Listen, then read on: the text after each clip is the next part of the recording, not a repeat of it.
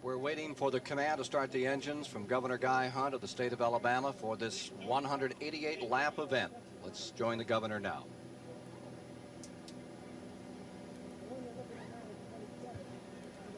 Now, ladies and gentlemen, I give you what you've been waiting for this evening. The Governor of Alabama, the Honorable Guy Hunt. Drivers, start your engines.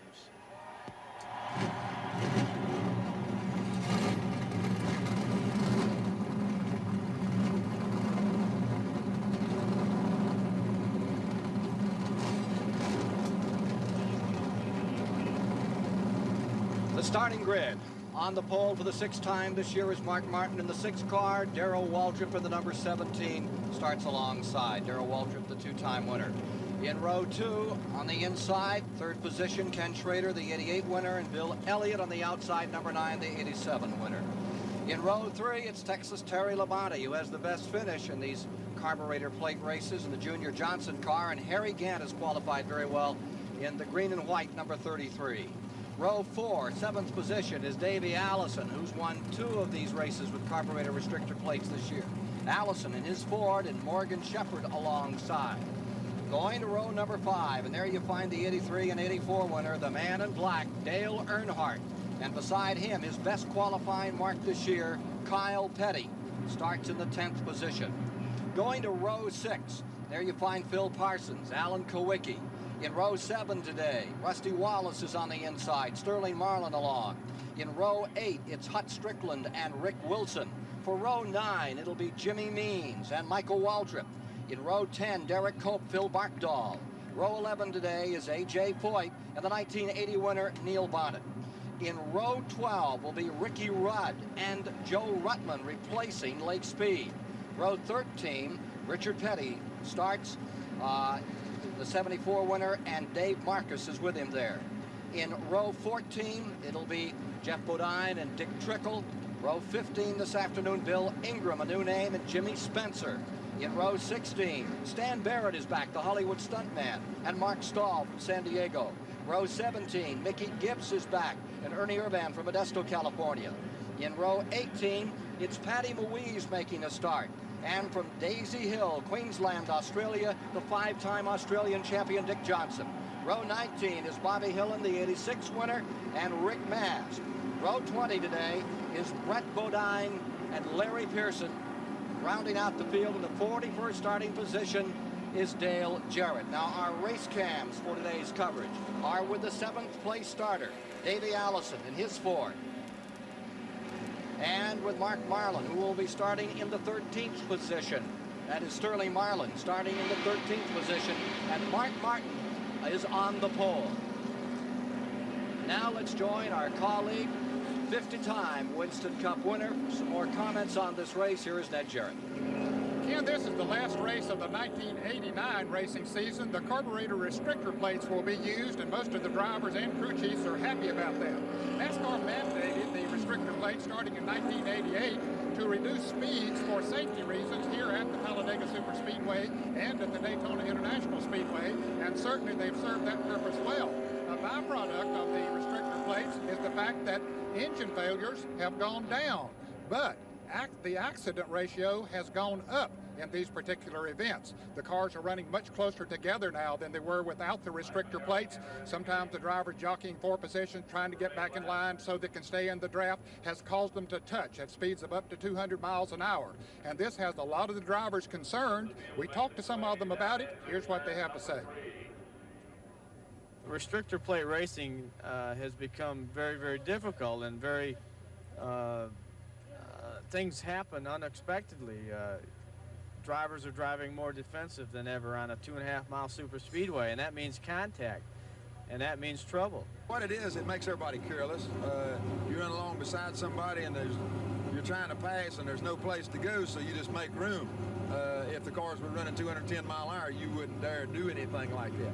So you get a lot of drivers that's not capable of running with a big pack and stuff, and they take chances, and it's just, to me, it makes it a lot more dangerous to run with them. You're on edge all the time, you know, and you're not just driving your car, you're trying to watch 6 other cars at the same time, and it's a different type of concentration. early on, you're forgiving. You give a guy a little room and you let him in, or you back off a little bit and you say, golly, I backed off, I lost 10 spots. Pretty soon you get up there and it gets halfway to 2/3 of the race, you start saying, man, if I back off now and lose 10 spots, I'm going to finish 15th. So as the race progresses along, the intensity picks up, the courtesy decreases, and the first thing you know, you got people running all over each other. I think what we've done is we slowed them down for safety factors on to protect the fans, and we just moved it on the other side of the fence.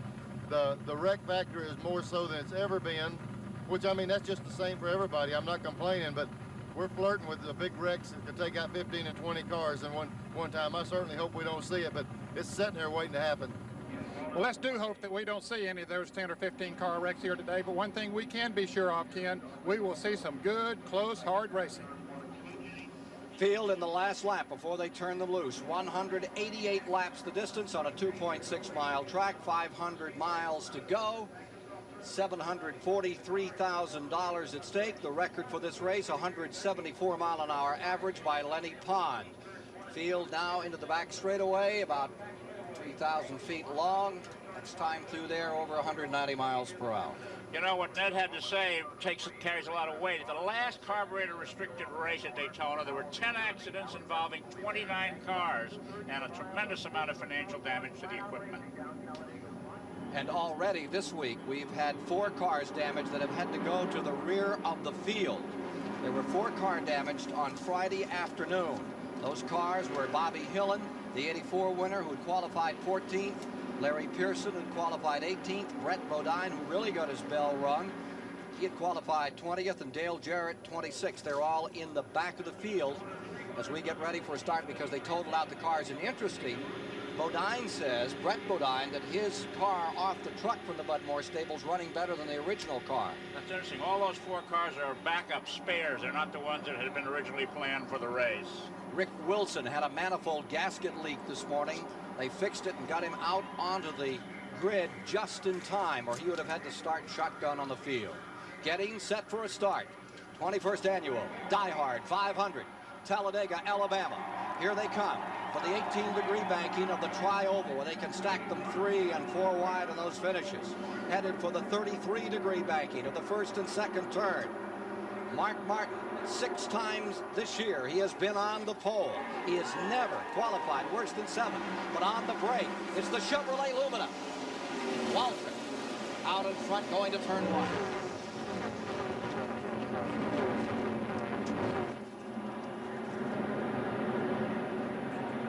There you see the break. Waltrip into first. Martin is riding second. There'll be some charging out of the back of the field. Brett Bodine will really do some running. He had qualified well, and he thinks his car can run anywhere with him. There's Brett Bodine, number 15, slicing through cars, the white and red Budmore Ford Thunderbird on the bottom of the racetrack. Getting under Patty Louise, moving around Johnson. Here come the leaders down out of turn number 4. The battle on to lead the first lap. And we'll have a different man up in front. Squeezing out in front. Look out. Here comes number 9. Bill Elliott has taken command in lap number 1. And tucking right into second place, the Junior Johnson car with Terry Labonte.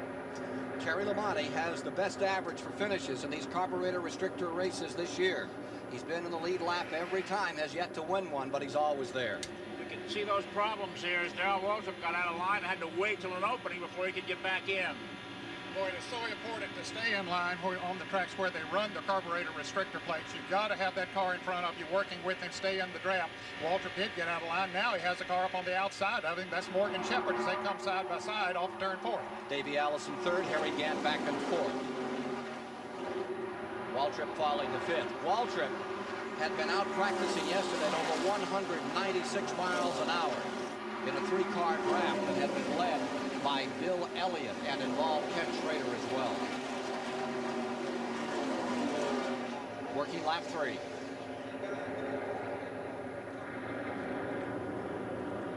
Backside Gant into 4th, and Waltrip falling back on the inside. He just cannot make it down on the inside, Ken. He's got to stay up there in line with the other drivers. Morgan Shepherd back in 6th. Mark Martin has fallen to 7th. There you see a couple of other cars. That's Dale Earnhardt in car number 3. And it looks like Phil Parsons in car 55 down on the inside. Sometimes 2 or 3 cars can hook up together on the inside and make passes, but they really do have to work together. Front of the pack coming by. This front pack has Morgan Shepherd on the tail end. The front row starters are back there in 5th and 6th places while the Fords are running away. Working lap 4. See the rest of the field in the 1st and 2nd turn. Weather has changed a little now. Looks like there may be some rain off the 2nd corner here today. You were talking about the consistency of Terry Labonte. He and Alan Kowicki are the only drivers to complete all 618 laps that have been run with the restrictor plates this year. I think Phil Parsons is in that group too. I think he's been up in all of those races. Here you see Davey Allison giving you his view of car number 11. That's in the 3 major races. Back marker scramble continuing there.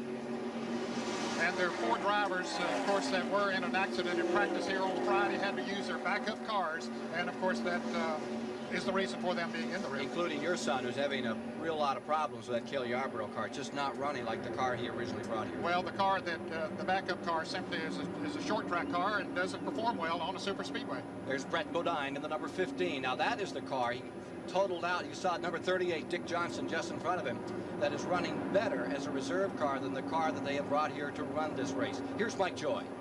Ken, one thing that surprises me is only 20 of the 41 drivers are using the cool suit that recirculates fluid through a vest that they wear underneath their flame-proof racing suit. One of those 20 is Dick Trickle. Trickle, America's winningest driver, says he's going to race till age 70, but he tried the cool suit for the first time at Daytona in July, and he figures, hey, this might give him another 20 years. Here's Dave Despain. While more than half the drivers have cool suits, only one gas man has a cool suit. Being hooked up right here is David Wolfman Boland. He'll be gassing Stan Barrett's race car today. This suit does not operate with the fluid cooled by ice running through it. The operative element here is the nitrogen that's actually in the compressed bottles that runs the air guns, and it circulates through the suit and keeps him a nice, cool, comfortable 20 degrees inside. And that's a neutral gas, and the advantage there is that it's actually flame retardant. You're going to stay cool today, aren't you, Wolfman? Yes, sir, I sure am. This thing is really nice. Have a good day today. One gas man with a cool suit on pit road, and he'll need it.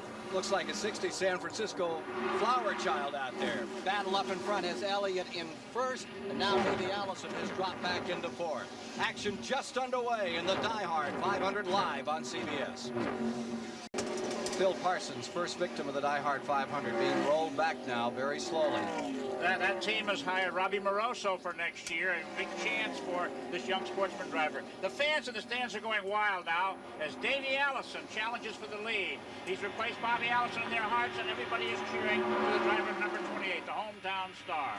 And here you are in that contest for first position. We're working lap number 9. Davey Allison in front for the moment. Waltrip in 2nd. Terry Labonte down in 3rd. I believe you're going to see Morgan Shepherd in 4th here as you're getting this beautiful view from Davey Allison's car. Here's Bill Elliott up to 4th. Morgan Shepherd in 5th. Elliott wants to make a move as he goes into turn 1. Let's see how smart it is as he moves down to the inside. Let's see if he can make it stick. You're riding live with Davey Allison looking out the rear of his car. And here you see the red number 9 of Bill Elliott down at the bottom of the racetrack. May run out of steam right there. It must be an exercise in frustration for these drivers that waiting to go into action and then finding their car just won't give them what they want. A new leader. Waltrip around Allison, and the Chevrolet goes back in front of the Ford. That car is strong, Ken. He dropped back at the beginning of the race and now has worked his way back up to the front. He has a lot of horsepower.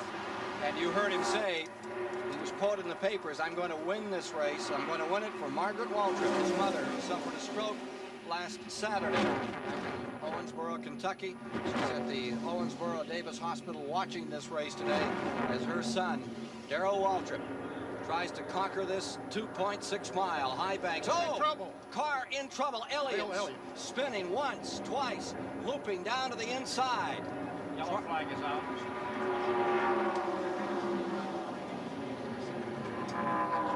Just touches the wall. Yellow is out. This happening in the 11th lap as they came to the line. Well, a tough break for one of the fellas that was among the favorites to win this DieHard 500. Now, maybe he still would have a chance of it, but he'll certainly have a lot of catching up to do. Caution coming out as they race to the line. Waltrip in first, Davey Allison second, Terry Labonte third, Morgan Shepherd fourth, Kyle Petty fifth, Mark Martin sixth, Schrader seventh, Harry Gannon eighth across the line. Yellow on, first time.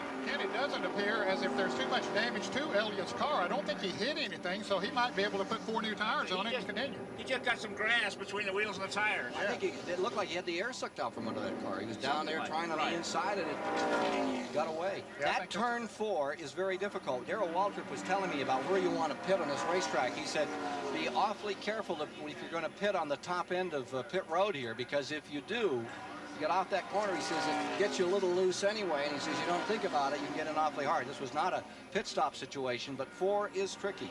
With that many cars running, we'll see what happened here with car number 9, Elliott. The pits are closed.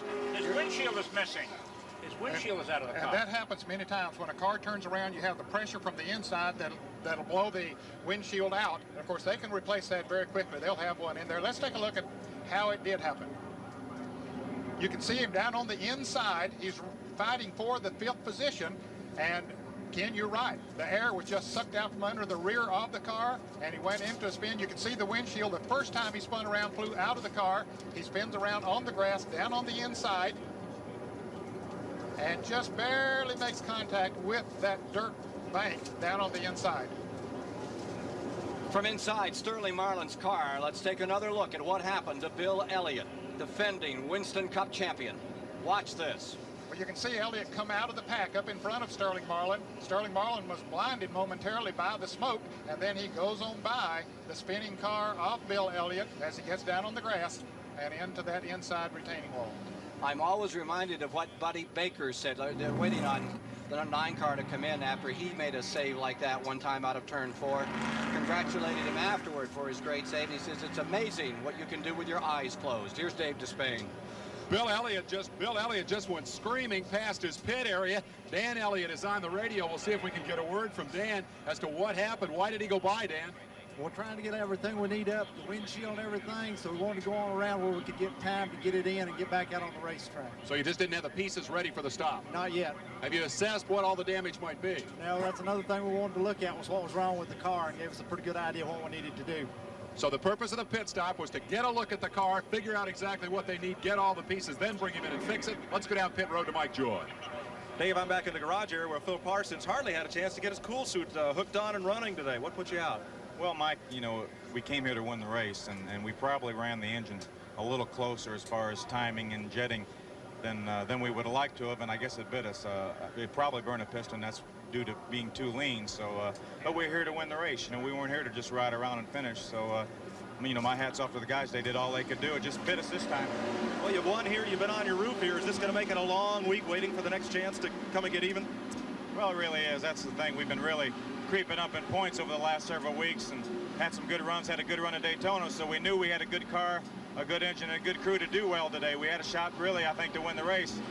But by what we did practice yesterday, it's too early to say, you know, what's going to happen in the race because I only ran 3 or 4 laps, so I didn't even get a feel for it. But, you know, we'll have to come and get it next time. We just had a hard crash on pit road. This is Jimmy Spencer's car, which ran over Darrell Waltrip. I mean, ran over him. He went up in the air. Waltrip is coming by with the right rear quarter panel bent up against the tire. Incredible incident. Here's Dave Despain. Bill Elliott has come on pit road. It was his spin that triggered this incident. They've changed the right side tires. They now go to the left, and it appears the only major mechanical fix they'll have to make is to the windshield. While the tire changing and fuel crew are at work, there is no opportunity for them to work on the windshield because of the limitation on the number of men who can come across the wall. Some sheet metal damage to the left rear corner. They are at work on that now. They've cleaned the grass away from the grill. Remember, it was a week ago at Pocono that Elliott blew a tire on the first lap, came in, fixed it, came from dead last to win the race. But this is going to be a little more difficult than that. He will need a windshield. Here is Darrell Waltrip's car. You can see the damage here that he sustained, and let's look at what happened on pit road, this most unusual circumstance. Well, you can see the pit road is very crowded. Darrell Waltrip already has his service, and he started out. He and Davey Allison and Jimmy Spencer in the blue car comes down, hits Waltrip. You can see the front end of Spencer's car go up in the air. He spins into the grass, but a lot of damage to the right rear quarter panel of Darrell Waltrip's car. Of course, he'll have to come back in, give up a lot of track position, but also it's going to hurt the aerodynamics of that race car. There's going to be a lot of discussion after the race as to whose fault that was, whether that was Spencer's fault or Waltrip's fault. They were 3 wide on pit road there. Let's take a look at it again so the folks at home can make an assessment of what happened here under caution on pit road.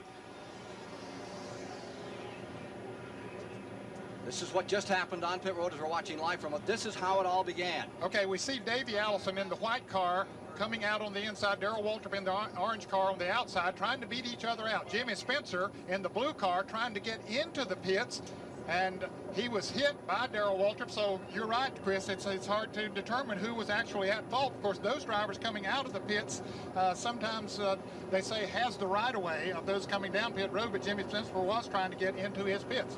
Waltrip is on pit road. You're watching this live now. They're working on the rear of his car, number 17, the Chevy Lumina. Here's Mike.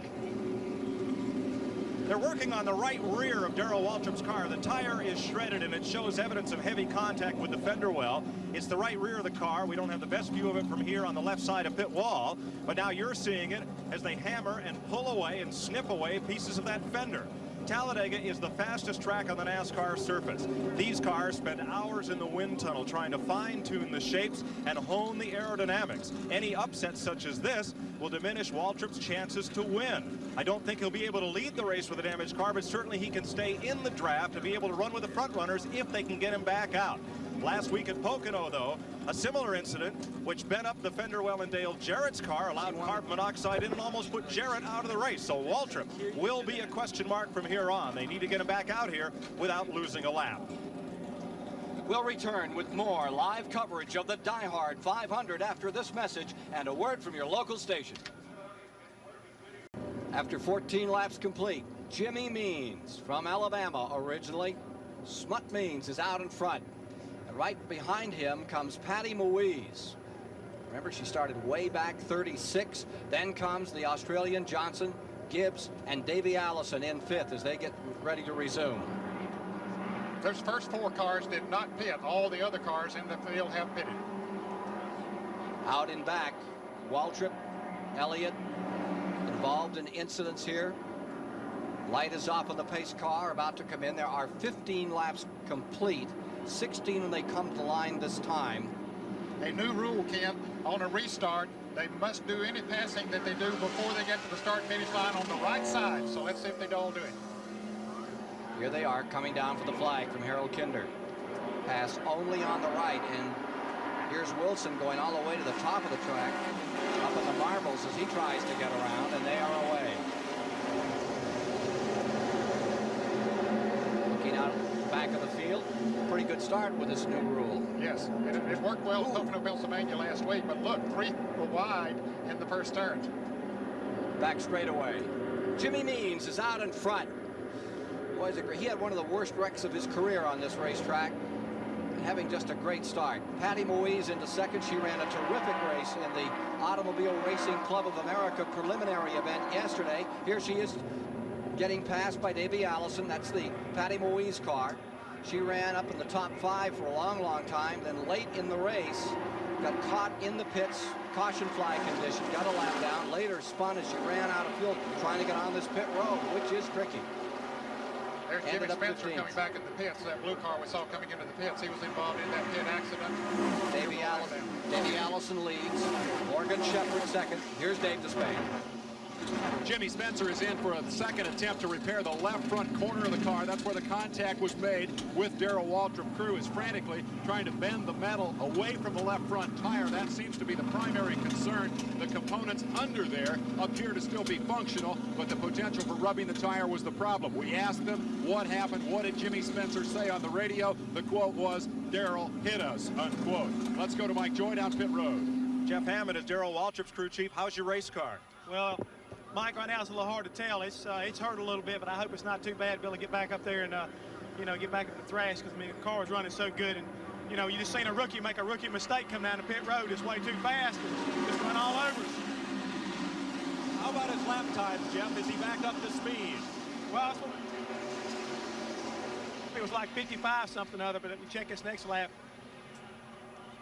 50-17 the last lap. It looks like everything may be okay. We could do a little bit more work back, and I think we can help ourselves. So I think we're going to be okay. So Waltrip struggles to move back up from the pack of the pack. Let's go to Dave Despain. Waltrip. Spencer, as he was stopped here, as they were pounding on the metal, they appear to have punctured the radiator or perhaps the coolant tank. There was spray everywhere. The engine died, and Jimmy Spencer's going to be here a while. Waltrip has moved up 10 positions in his quest. Meanwhile, up in front, as they come around to complete 19 laps, Morgan Shepherd is first, and back to second comes Mark Martin. Who would think that a ripple in a fender would affect a lap time by several 100ths of a second and take your chances of victory away from a driver? That's how critically important body shape is in this form of racing. On the charge is Waltrip. He is knocking down cars as he tries to get back up in this cluster, battling for the lead. Morgan Shepherd out in front. He has been tremendously consistent in these races at Talladega and Daytona. 3 previous events this year, right up in the hunt each time. And there you see Mark Martin in the number 6. Now here's 17. Waltrip bombarding up through the pack as he tries to get back into this thing. Yes, Phil Barkdahl in car number 73 trying to draft him up through there, and you'll see that a lot of those that were not running as fast, when they see a fast car like this come along, they'll try to pick up the draft on him. His wife looking on here. He's got A.J. Foyt directly in front of him, and Harry Gant down on the inside, Richard Petty, and now they've got him in the pocket. Let's see what Waltrip can do. He made a move and went down on the apron going into turn number 1 to take 3 cars a lap ago. He's fired up, wants to move through, but right now he's got to cool it just a little here. Well, you can see Bill Elliott also down on the inside, right behind Richard Petty, trying to make his way. He's doing it on the inside. Waltrip up high as they come off of turn 2. Spencer says goodbye. Mr. Excitement out behind the fence there, and they're going to have to work on that car for a while. Morgan Shepherd stays first. Mark Martin stays second. Davey Allison third. Clyde Bolton, from Mark Martin's camera here. Clyde Bolton of Birmingham News has said it best. As you saw this young man, as he's about to get into his car, he said when he's about to get into a car, he looks like Eddie Arcaro. When he hits the starter button, he's King Kong. Taking a look at lap speed this time around. See what they're doing up in front. Shepherd, Martin, Allison, Schrader has come up to 4th. Kyle Petty is 5th, having a great run. There goes Davey down to the inside, moving under Mark Martin. And here comes Ken Schrader, bringing that Chevy Lumina up a spot out of the Hendrick Racing stables. Schrader's last year's winner of this race and hasn't won a race since then, and he's hungry for number 2. Morgan Shepherd peels off, and look at that car just wig-wag a little going into number 1. Of course, that's what happens when you get other cars around you. It's almost impossible to keep them in a straight line.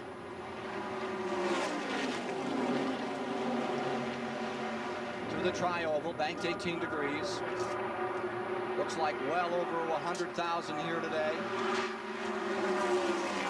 49.8 in the last lap, Chris. That's a pretty remarkable time. They're really going. They're getting more and more out of these cars despite the carburetor restrictor plates. They're finding out now that where you run on the track has a bearing on fuel mileage. We'll have to look at about 36 to 38 laps is when 100 miles, that's a lot of fuel tank out. Of course, we've had that yellow flag where cars were refueled. But when you're up front, there's more air going into the carburetor and they're taking more gasoline with it. So the leading car does not get the fuel mileage the cars immediately behind get. That was a lesson learned only earlier this month. Into second place. Schrader on the inside, drops it down in there. And as they come around, you have Morgan Shepherd first. Now Ken Schrader in second and challenging with 23 laps now complete. At 24 laps, these were the standings in the DieHard 500 live this afternoon here on CBS. Schrader was in first, Davey Allison second, Morgan Shepherd third, Mark Martin fourth, Kyle Petty was in the 5th spot, Terry Labonte then in 6th, Sterling Marlin 7th, Kowicki was in 8th, Earnhardt 9th. Now here's the interval between the front pack and the second pack of automobiles out here this afternoon. And then behind that pack, there is a third pack now being led by the 17th place car, which is Darrell Waltrip. And he has a lot of making up to do. Notice this between the second pack and the third pack. That car just going into turn number 1 is Waltrip. A couple positions back from there is car number 9, Bill Elliott. So they're looking for a caution so they can clamber back up through, Chris. When Schrader took the lead a little bit ago, it was the 9th time in this race that the lead had changed. There's the 3 intervals, the 3 packages that we have of racing on this 2.6-mile track at the present time. Working the 27th of 188 laps. From Sterling Marlin, challenging Kyle Petty. We've got trouble. Out of turn 4. Jeff Bodine, Michael Waltrip, Rusty Wallace. Car number 10 of Derek Cope. Neil Bonnet was down on the grass. Could be more to come. Darrell Waltrip. He just barely misses it. Here comes the other cars. They don't know whether they go high or low. There's so much smoke out there. Rusty Wallace, the front end, tattered badly on that one. His shot in the point standings. Really in trouble here. Jimmy Means. Oh, that's unfortunate for Jimmy Means, who's had a good run here today. Michael Waltrip's car badly thrashed and on fire. They're taking him out, or trying to get him out of the car right at the entrance to pit road.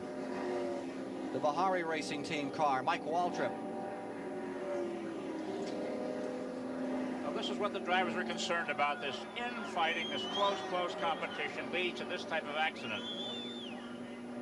5 cars involved. Waiting on Rusty Wallace here in the 27 car. Rusty's car got it at both ends, it looks like. Yes, it does. And I'm sure that Rusty's probably sitting in there and hoping that the wrecker will come and get him to his pits very quickly so that he can get that thing repaired, try to get back out there. And if there's any way humanly possible to get that car back on the racetrack, you can rest assured they'll do so.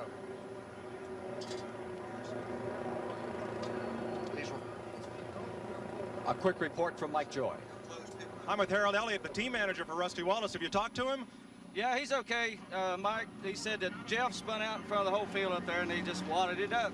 How's your race car, though? Can it be fixed? No, he said it's total, it's destroyed. We're going to look at it, but he said it didn't look good. Well, that makes a very short day for the man who's second in the Winston Cup points and who hoped to win his first title this season. Replay. Turn 4. Well, Jeff Bodine in the yellow car on the left of your screen coming off of turn 4, and you can see the car breaks loose all of a sudden right in front of a big pack. That's Dale Earnhardt going by, and then he clips Michael Waltrip in the car number 30, Rusty Wallace. Here comes Jimmy Means in the blue car getting involved. There's Derek Cope in car number 10. You see Neil Bonnet way down on the bottom of your screen. I don't think he was involved. He just cut down to the inside. You can see him now coming off of the grass. I think he got through the wreck okay. Ned, could you call that driver error? Well, I don't think so. Something maybe happened. It looked like he might have cut a right rear tire or something of that nature because the back end went out from under it so quickly. There wasn't anybody alongside, and it would make you think that he had the car pulled out from beneath him. Pit road remains closed. Of course, these damaged cars are, some of them pretty tattered. One coming down pit road right now.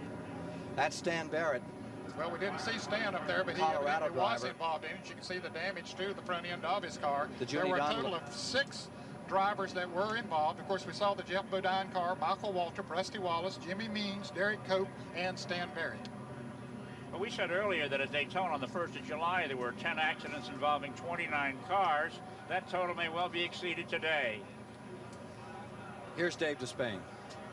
We're with Waddell Wilson, Jeff Bodine's crew chief, engine builder. What happened? What did he say on the radio? Well, he just said it set up some, we're all messed up now. And I looked, and about that time he was headed at us with the front end all mashed in.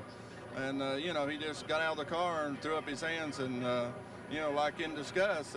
But he's okay. And I know he's very disheartened that we're out of the race this early. That car's been pretty well beat up a time or two before, hasn't it? You've had trouble with that thing. Well, this is the car that we had at Daytona, and we tore it up down there the latter part of the race, and, and we worked real hard to get it to come back here. We didn't have it like 100%, but now we've got it tore up again. Okay, Waddell Wilson, as his car comes by behind us, Jeff Bodine's machine indeed is a mess one more time as the number 5 car is out of the race along with its driver, Jeff Bodine. The major off-track story at Talladega this week has surrounded Rusty Wallace and his attempt to sever his relationship with team owner Raymond Beadle. Our Mike Joy took an in-depth look at that controversy. It just goes to show you, stay digging, you don't give up, you get it, buddy. That's what we're doing now. Rusty Wallace, almost last year's and maybe this year's Winston Cup champion, wants out. Wallace has asked a Charlotte court to issue a declaratory judgment that would cancel Blue Max Racing's option to keep him behind the wheel in 1990. Wallace alleges team owner and former drag racing champion Raymond Beadle has breached the contract by making late payment. I say I'm free for 1990, and Raymond says I'm not. He says that I have a contract, and I say I don't. And we're just coming to a dead end. It's just we're both butting our heads against the wall, trying to figure out who's right or who's wrong. Beadle contends that since Wallace has been paid up to date and continues to race Beadle's car, the contract remains in force. They have a valid contract, which is good through November 30th of 1990. And Raymond knows what the contract's all about, and so does Rusty, and that's basically all there is to it. Raymond's concern, unfortunately, is that why would you void a contract because you've had a better offer to go across the street? And that's basically what it's boiled down to. Rusty wants his own race team, but it's strongly rumored that Roger Penske, who gave Wallace his first Winston Cup ride, would back the new team, bringing along one of Roger's major IndyCar racing sponsors. I'm not going to say Roger Penske's involved in this because right now he's not involved in it. As far as a lawyer, I have no knowledge that my lawyers ever had anything to do with Roger Penske. Wallace pilots his own plane and wants to chart his own career course. This isn't about money, but there is a lot at stake. Rusty's been paid. Rusty was paid over $900,000 last year, over $1 million, right at $1 million rather. So Rusty's certainly been paid what's owed him. Well, it's not money. I can promise you that. It's not money. I'm making money right now that satisfies me. I'm not a spoiled kid trying to get $4 or $5 million a year. The controversy surrounding this issue has rippled through the garage area all weekend, and it's affected Rusty's team's pursuit of their goal, racing to win. You wonder why it has to happen, when it looks like everything's going so well. But, there's been little problems here and there, like there is on every race team. It's got its conflicts, its inner struggles. This team's no different. I ask myself a lot of times if all this is necessary right now. And to me, being in the middle of a championship run, I believe I'd have waited. But, it wasn't up to me. Wallace has the closest knit, maybe best running team in the garage area and doesn't want to upset that special relationship. I don't think this is going to affect the team. It's not going to affect my driving, and I really don't think it's going to affect the team. We're currently second in Winston Cup point standings right now. It's my goal to win the championship, and that's everything's behind me. And so I'm not going to let this little discrepancy between myself and a car owner, which I hardly ever see, get in the way of this race team. Contract disputes are nothing new in NASCAR. Darrell Waltrip once had a widely publicized, messy divorce from the now-defunct DieHard team. But on this subject, Waltrip was uncharacteristically closed-mouthed. Listen, I don't have any comment about this. I don't want to get involved in that. I fought my battle, and as I said before, I fought the law, and the law won.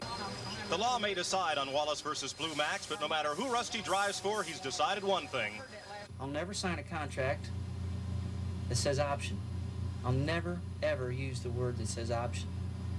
And if any race drivers listen to this thing, don't do it. Rusty Wallace, who says he races his guts out for the fans, says it's just a business deal, has nothing to do with this race. His car's headed for the garage area. They're going to make repairs. Behind me, Bill Elliott's just completed his pit stop, where Ernie changed the angle of the rear spoiler, making it a little steeper to add more downforce in the corner and measuring the exact angle so they know just where they stand. Let's go back upstairs. Thank you, Mike. 158 laps to go. Let's take a look at a replay from Robin Pemberton, the crew chief's point of view on Mark Martin's car number 6 just moments ago. They had the pits closed for 3 laps, let them all in. Take a look at this tire change. Well, you can see how quickly he does it, and then, of course, he goes around to the other side to change the left side tires. The camera's mounted on his head. Changes both front tires on a 4-tire change. And he's away. Still very much in this race, Mark Martin. Several of the key players are out with 30 laps now complete. Consultation flag is out for car number 82 as they come by. You can see it there on the flag stand. It's Mark Stahl, California driver. And the leader in this race is Bill Ingram in just a moment ago 19. He was, but he came in the pits. Now he's on pit road. There you see him. For just a moment, this car led. This is a new guy in Winston Cup racing. And what a story about how he got here. Henry Gray owns the car that Bill Ingram is driving. They didn't think that they could get enough speed out of the engine that they had, and so they searched around to try to find a set of heads that would give them more power. They're expensive. Yeah, they are. They had a 51 Ford, an antique, very nice car that's worth a lot of money. They called Larry McClure of the Morgan McClure team that Rick Wilson drives for and said, hey, could you do some trading with us? He said, bring the car on up here. They loaded it on a flatbed truck, took it to Abingdon, Virginia, traded the 51 Ford for a set of heads and a camshaft and a used set of pistons, hauled all of that back in the cab. The 51 Ford was left up there with Larry McClure, but it did get him in the race, and that had the distinction of leading this race. Picked up 5 bonus points. Here's Mike Joy with Jimmy Means. Jimmy had your best ever Talladega start, got up and led this race, and now looks like it'll be your worst ever Talladega finish. Well, you know, with these restrictor plates, everybody's close together. It looked like Bodine just crossed up. There wasn't nowhere for anybody to go. I went through the grass, thought I was going to miss it, but you know, I was trying to drive it backwards. I guess I drove it into the wall. But we're okay, and out so funny to be back. Well, now hindsight's 20/20, but if you'd started 55th and been running back with that car, with those cars? Well, you know, we got a good sponsor, and you got to try to put your name up front, and probably, you know, you look back, you know, and say, well, if I could stay at the back, try to stay in the lead lap, I'd have been around at the end of the race and didn't do the deal, but, you know, it makes you look better when you're up front, and that's what we're here to do. Well, and he had it up front here for a brief moment, but it's now brought him to the garage. There are a bunch of littered cars here. Mike Waltrip's crew is fixing his car, hoping to get him back out. Derek's Cope's car is all torn up. So too is Stan Barrett, Rusty Wallace, and Jeff Bodine. 32 laps on the scoreboard, gentlemen, and there's a single file line out there, which means everyone is in the lead lap. Allison brings them down for the start. Alan Kowicki in second. Green is on. On the break, Bobby Hillin is third, Dick Trickle is fourth, Mark Martin fifth, Terry Labonte sixth, and we're away. Back under green, 33 complete. 2 cautions thus far. Davey Allison out to a good lead. He got a good start. Alan Kowicki dropping back. Already 2 wins this season and a 25th place finish after he rolled over and kept on going at Daytona for Davey Allison. There's the pit stops under caution. Davey Allison came in first, comes out first after they changed some positions around under caution. Ken Schrader came in second, comes back on the track 7th, as you see, sorting them out. Here's Allison out in front. Red Farmer down there working with him today, who's been racing himself for over 40 years. Red is a guy that ran in the ARCA race yesterday and has been part of that Allison gang for a long time. I like what he says. He says, it works out very well working for Davey. I taught Davey everything he knows, and now Davey helps me to remember it. Here's Davey looking back at Alan Kowicki in that second spot. Davey Allison says having his dad's guidance has really been the big factor and the great inspiration in his life. He's done so much for me by owning the race cars that I drove when I began, and by working with them and traveling with them and learning from them and using his equipment, all the support that he gave me over the years. I don't think there's any way you can really place a figure amount on it. Watching it live as Davey gets caught a little on the outside here and falls back 3 positions. Terry Labonte moving into car number 11. Mark Martin going to the front. Batesville, Arkansas campaigner, 4-time ASA champion. Here he is out in front. In that 3rd position, Ken Schrader. You have Fords 1st and 2nd. What a remarkable job Martin has done this year. He has yet to qualify worse than 7th on the campaign.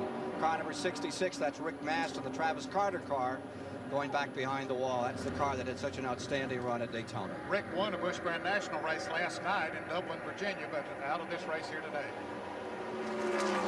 Coming by to complete 36 laps, and Martin seeking his first Winston Cup victory ever. 6 drivers have done it in this race. I'd like to add his name to the list. Schrader did it a year ago. From Davey Allison's view, there is the man that won it 1 year ago, just in front. Full speed over 190 miles per hour in the back straightaway. And overhauling Martin, pinned on the outside. Labonte going out in front for the first time today.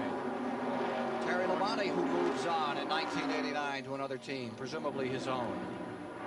It looks like, Ned and Ken, that there's some mini slingshotting going on with the carburetor plates. Yes, there is. And we saw some of that at Daytona, and they're able to do it here today. You got to have a lot of horsepower to do it, and sometimes you got to have someone working with you. But getting yourself positioned exactly right on the racetrack so that you can build the momentum to go around, and that's exactly what Terry Labonte did. The Pontiac of Morgan Shepherd lies fourth and stays right in the hunt all the way as it did at Daytona in the Firecracker 400. Here's Mike. Ken, this garage area has become $1 million junkyard, and one of the inmates is Mike Waltrip. What happened in that big mess? Well, I just talked to Jeff over at the hospital, and he lost his car and spun out. He doesn't know if he got tapped or if the wind did it. It's really difficult to tell, and if he don't know, I know I don't know. I just know he started spinning in front of me. I had nowhere to go. I tried to dodge him, but my little country time post Pontiac wound up into the back of him. I know the air seems to be lifting off a lot of the back of these cars. You can get behind somebody, move them around a bit. Bill Elliott spun. Now Jeff Bodine spun. Was your car awful loose? Did it work on that, you two? Well, when we first started out under the green, it was perfect. And the further we went, we didn't change tires. And it began to jump around. 20-degree minimum spoiler isn't really enough. And everybody wants to run as least as they can. And the cars get a little bit loose under that circumstance. Sounds like somebody else has had some problems too. But, you know, the main thing is the restrictor plate. They slow us down and put us in a mess. Your mom's up in the hospital. I know you want to say hi. Yeah, this is about the last way I wanted to do it. But, Mom, I love you, and I'll be home to see you tomorrow. Mike Waltrip in the garage early. And Darrell Waltrip back in 12th position, skimming through automobiles on the bottom of the racetrack. Remember, he was in an early incident, and here comes Darrell trying to win it for his mama here in the DieHard 500. Mike Waltrip was talking about the spoiler angle. Viewers may not understand that. The more the spoiler is laid down, the faster the car will go, but with less stability. The more you stand it up, it gives it bite and stability, but it slows the forward motion down. And you can see the spoiler we're talking about is on the back of Darrell Waltrip's car. As we look at it, 20 degrees is the minimum, as Michael Waltrip mentioned, that NASCAR will allow. Now, they can put it up as high as they want to, but as he says, the higher you put it, the slower that you run on the straightaway. Now, many of the drivers and team owners would like to see them go to a spoiler rule and stand that spoiler up a little bit more to slow them down, as opposed to the carburetor restrictor plate that they're currently using. NASCAR certainly will evaluate the situation during the winter before the Daytona 500 next February, and we'll see what does come of it. Waltrip moving underneath Bobby Hillen. Here he is into turn number 1. Sterling Marlin giving us these wonderful pictures. And there you see some of the air ducting they've added. Take a look at the temperature in there right now. Not that bad. It's only about 100 degrees. Looks like they've got that problem licked. Davey Allison stays first, but the guy into second is Morgan Shepherd. He's doing a great job out there now with that Pontiac, just like he did in July down at the beach. Here's Mike Joy. Well, Ken had another $100,000 and a little bit of class to our junkyard here in the garage, but Patty Moise didn't crash out of this race. What happened to your car? Well, we had to change a motor this morning, and we think there's something internally wrong with it. We kept, Waltrip kept going up. We nearly pegged it. The temperature gauge goes to 340, and it was like at 320. Way too hot. We were afraid we'd just scatter it. How about yourself? How hot is it out there? Well, I've been trying to pace myself on my cool suit. I kept just turning it on and for a couple laps and then turning it back off. So really, I was in pretty decent shape. I'm just sorry that we had to bring the Amway Freedom Fuel additive back in the garage and park early today. Patty Moise.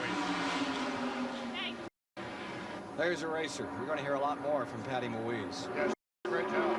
Davey Allison in first. Morgan Shepherd second. Ken Schrader is in third. 41 laps are complete in the 21st running of the $740,000 DieHard 500. This DieHard 500 race summary is sponsored by Quaker State Motor Oil, where the big Q stands for quality. After 115 of the 500 miles, 10 leaders, 16 lead changes, with a couple of cautions, it's been slowed down to 133 miles per hour. 9 cars are reported out of the race at the present time. And here's how the attrition looks in the early going. Phil Parsons first out, Jeff Bodine, Derek Cope, Rusty Wallace, they're trying to get his car back, Jimmy Means, Michael Waltrip, Stan Barrett having retired, and Patty Moise with an engine problem. Taking a look at our leaders after completed some 43 laps. Davey Allison is in first. Morgan Shepherd's Pontiac in second behind that Ford. Then the Chevrolet is in third. And it's Terry Labonte, Mark Martin wrapping up that top 5. Bill Elliott is back in 17th position at the present time, moseying through the field. Here you see him in number 9. Bill Elliott on a roll, and Darrell Waltrip has pulled up as well. Waltrip is now in 7th position for his problems early on. There you see him just in front of Dale Earnhardt.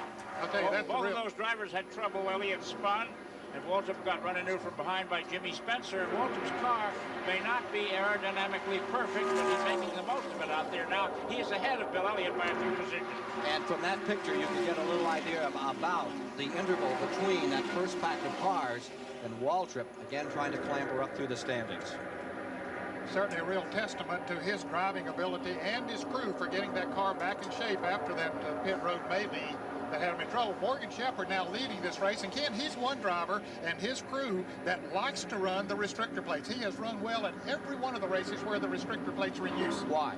I don't know. Evidently, Bob Rahilly, who is the engine builder for that team, has found something as far as the restrictor plates are concerned, and Morgan Shepherd likes to run close. He likes to drive the wheels off of a race car, and so all of that combined, I guess, helps him run it right. Not only on weekends is Morgan Shepherd on wheels, but he's an accomplished roller skater. And he likes those little wheels, and he does that as his avocation. Here's Morgan in front. Did a great job at Daytona. Just had trouble with the flag, or he might have been the man to take that Pontiac home. Here's Schrader in that second spot, bearing down. 47 laps are complete. Labonte lies third. He's having a great run. Martin, the pole sitter, stays there in fourth. And Kyle Petty, former winner of the 600 at Charlotte, lies fifth in the field. Ned asked Ken Schrader if he felt added pressure here in Talladega as defending champion, and if his lack of winning success in '89 is causing problems. You know, the pressure's on us every week when we come into these racetracks, just because the competition's so intense. But being last year's champion doesn't carry much weight here this year. Has it surprised you that you haven't won since then? Well, it's sure disappointed us. I wouldn't say it hasn't surprised us, because I know if you're not 100%, you're not going to win. There's been a lot of races we weren't 100%. That, we're working awful hard towards rectifying that, and I think we're going to get it done here real soon. Well, here are the leaders. Davey Allison, who had been leading, has now fallen back into 6th position. And from the 28 car to the 17th car, 17 car, which is running in 7th, is about 2 3/100ths of a second. There you see Waltrip, and he's now running by his lonesome. He's drawn away from the pack. It's amazing. He's ahead of drivers like Dale Earnhardt and Alan Kulwicki, who have not had any trouble so far today. So Mr. Waltrip is really up to the occasion, bringing a car that isn't quite right up into the top 10. He was way back in 19th place not too many laps ago. With more on the restrictor plate story, let's go to Mike Joy. Bob Rahilly is co-owner and engine builder of the Morgan Shepherd car, and it seems the 3 cars in front here are the same 3 that were up front at Daytona in the last restrictor plate. So, Bob, what have you guys found about restrictor plate racing that's put Morgan out front these last 2 in a row? Well, we've worked real hard on the restrictor plate motors, and I'm real proud of the team, the engine department, but that's also a very good race car aerodynamically. And it takes a combination of both, and Morgan's doing a real good job like he always does. So just coming together for us. I'm real proud of everybody. But what have you found under the hood? Is it heads, intake, carburetor, what? We've done a lot of work on the intake manifold. A lot of work on the manifold. I think that's what you'll hear up and down pit road. Let's check with Dave Despain. The Ford team seemed to get a head start on the restrictor problem, and part of the reason is Jack Roush. He's the team manager, owns the team for Mark Martin, who sat on the pole today. He develops intake parts for the Ford Motor Company. He found an answer, gave it to the other Ford teams. Everybody else showed up at Daytona with that manifold, and NASCAR thought, well, maybe we ought to ban this, but since everybody's got it now, we'll let it run legally. Now, Junior Johnson's outfit, that of course would be Terry Labonte's car, were latecomers to Fords. This is their first year with the T-Bird. So how did they catch up? How did they get their car in a position to run third here today? Simple. Junior wore out 3 engines on the dynamometer since the May race here in Talladega. Wore them out completely and junked them. And they've obviously found some answers because the Fords continue to have a big advantage in restrictor plate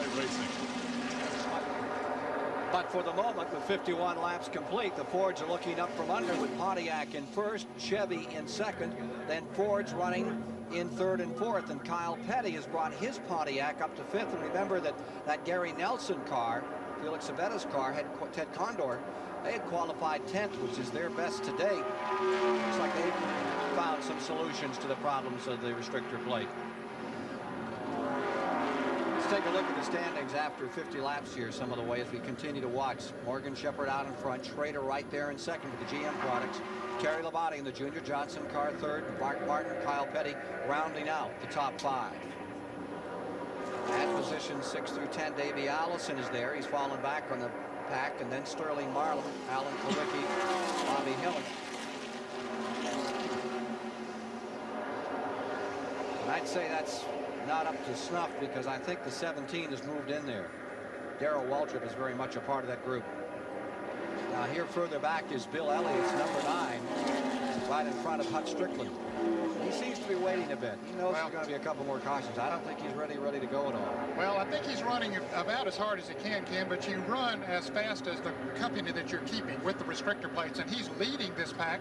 Actually, they might be hurting him just a little bit, but and that's certainly not taking away anything from Hut Strickland or Brett Bodine and the cars that are behind him, but they could be holding him back a little bit, and he doesn't have anybody in front of him to pick up speed. They're losing ground in the front pack every lap. If he were running up there with the front runners, he could run the same speed as them. To me, the remarkable entity here is Waltrip so far in this race. He's out there by himself, maintaining the interval in the top 10, and it's definitely a threat for victory today. Leaders. Schrader looks to the inside for just a moment, maybe taking some cool air in. Try to give you an idea of the interval between the two packs here in a moment. Elliott in that 9 car stays about 17th on the field. Hut Strickland in 18th. Brett Bodine back in 19th. We look a little further back on the field. 27 cars are still in the lead lap, Ken, behind Bill Elliott or Richard Petty, and Dave Marcus, Larry Pearson. Dale Jarrett is the last car on the lead lap. There's the interval between those first two packs at about 7.8. And as you saw, Waltrip is falling back towards Sterling Marlin. Davey Allison stays 6th. Waltrip in 7th. Sterling Marlin is 8th. Alan Kowicki now 9th. And Bobby Hillin is in 10th. In 11th place is Joe Ruttman. 12th is Dale Earnhardt. 13th, Rick Wilson. 14th is Neil Bonnet. Harry Gant rides 15th. Dick Trickle 16th. Bill Elliott now up to 17th. Hut Strickland 18th. Brett Bodine is 19th. A.J. Foyt is 20th. 21st is Ricky Rudd. 22nd, Phil Barkdahl. Richard Petty is 23rd. 24th is the car 71 of Dave Marcus. Car number 2, Ernie Irvin is 25th. Larry Pearson 26th. Dale Jarrett 27th.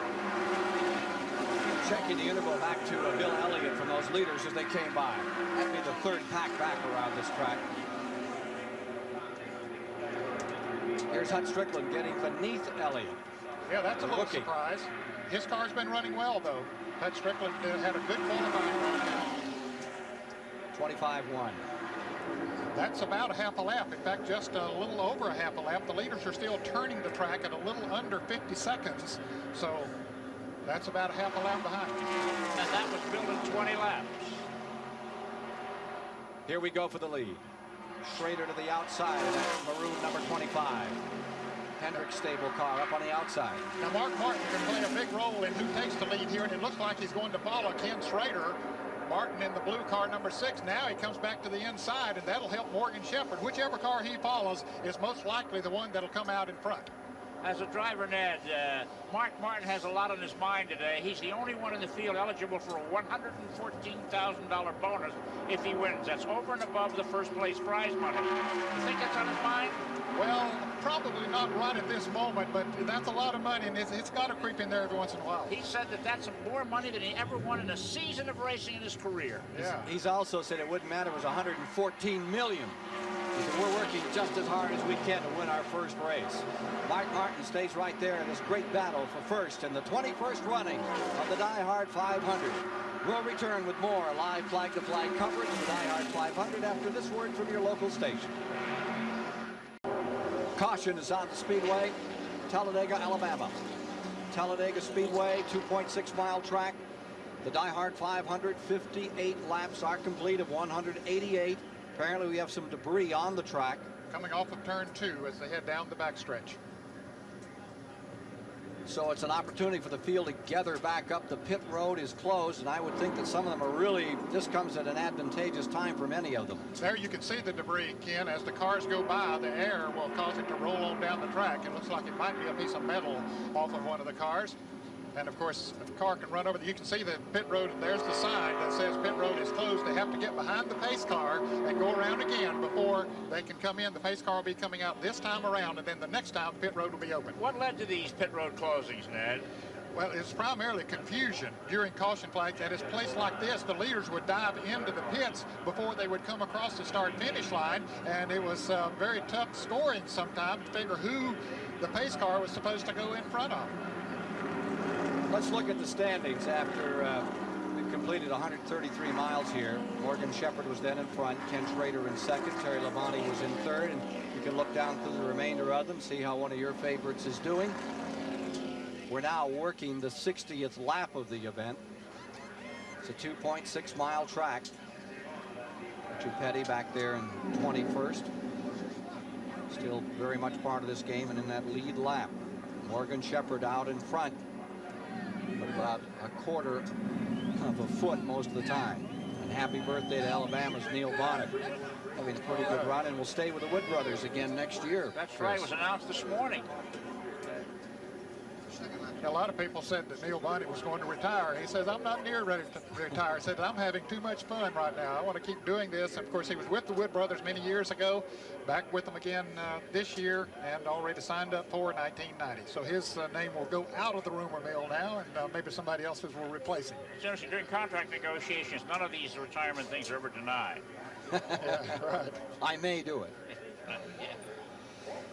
Well, Neil Bonnet is certainly still a very good race driver, very capable one. And, you know, he went through a period after an injury in Charlotte year before last that his mental attitude, admittedly, was not what it needed to be. But after he healed completely, he, boy, is ready to go again. He says he can't wait to get to the racetrack and get behind the wheel of that race car. I'd like to say hello to Tim Richmond this afternoon down in hospital around Fort Lauderdale, Florida. He's feeling poorly, but still fighting. Closer. This is a racing finish second and not too long ago. Pit road is open, and here they come. Here they come. Neil is 43 today, huh? A lot of work going on pit road. And let's go down to Dave Despain. Kenny Schrader's crew quickly going to work. They've had a terrible time with pit stops this year and a lot of changes on this team. They now say as they go first to the right side, then to the left side, that this is the pit crew they will work with the rest of the year. Beautiful stop. Let's go to Mike Joy. Morgan Shepherd waves off a cold drink as Butch Bach and crew put left side tires on this car, trying to complete the job in under 22 seconds. Can get him out first. It won't happen. Schrader is first down the pit lane. Now Shepherd is away as Darrell Waltrip's crew continues repairs on that right rear fender. Everybody pitted. There wasn't a car behind the pace car. Yeah, the pace car is over in turn 2, all by his lonesome. Mark Martin will be the first car to come out of the pits. I've been waiting for years to see that. You know, Lonesome elbow. One guy stays out and ruins it, but this is the first time that the entire field has been on pit road at the same time. Lonesome Elmo Langley. Well, we mentioned that Mark Martin was the first driver to get out of the pits. Let's take a look at his pit stop by Robin Pemberton, the right front tire changer, looking from the crew cam. As he changes the right front tire, you see how quickly he does it. He hits those 5 lug nuts. Finished with the work on that side, runs around to the other side. And, well, they only changed the right side tire. So one reason that they got out first, very good pit stop, though. Robin Pemberton giving us those nice shots. Pit road here at Talladega, Alabama. CBS live flag-to-flag coverage of this $700,000 contest. Here's Dave Despain. I'm with Steve Neal, who's the team manager for Mark Martin's crew. You guys got in and out in a hurry, but you only took 2 tires, right? Well, we took 4 on the last stop because he run through all that wreck up there, and it'd have broke my heart if we'd have changed 2 and then he'd come back in when they threw the green with a flat left rear. So we got 4 to stop before, and we're in sequence now to be changing 2. So you don't feel this was any disadvantage, and in fact, it got you out in front of the field? Yeah, you know, judging from how the race has already been going on, it's pretty tough racing in behind. They're crashing and beating and banging, getting caught behind, so we'd rather be out front on 2 tires than in the middle of the pack on 4. Has anybody mentioned to you that you guys could win $114,000 if you win this race today? Are you guys thinking about that, or are you treating this like just another race? If we're racing for nickels, it wouldn't make any difference to us. We want to win everything we can get our hands on. And they're due to win one here today. Let's go to Mike Joy. Dave, Darrell Waltrip will have to come back in. They've been tying up that car just with good old-fashioned bungee cords on that fender. They'll have to bring him back in now and complete the repair. One thing that restrictor plate racing has done is improve the gas mileage of these cars. Usually at Talladega, they run just about 100 miles, but some teams I've seen on the charts that pitted at lap 30 weren't due back in until lap 72 or 74, and that's 120 miles on a tank full. They'll get Waltrip taped back in and back out.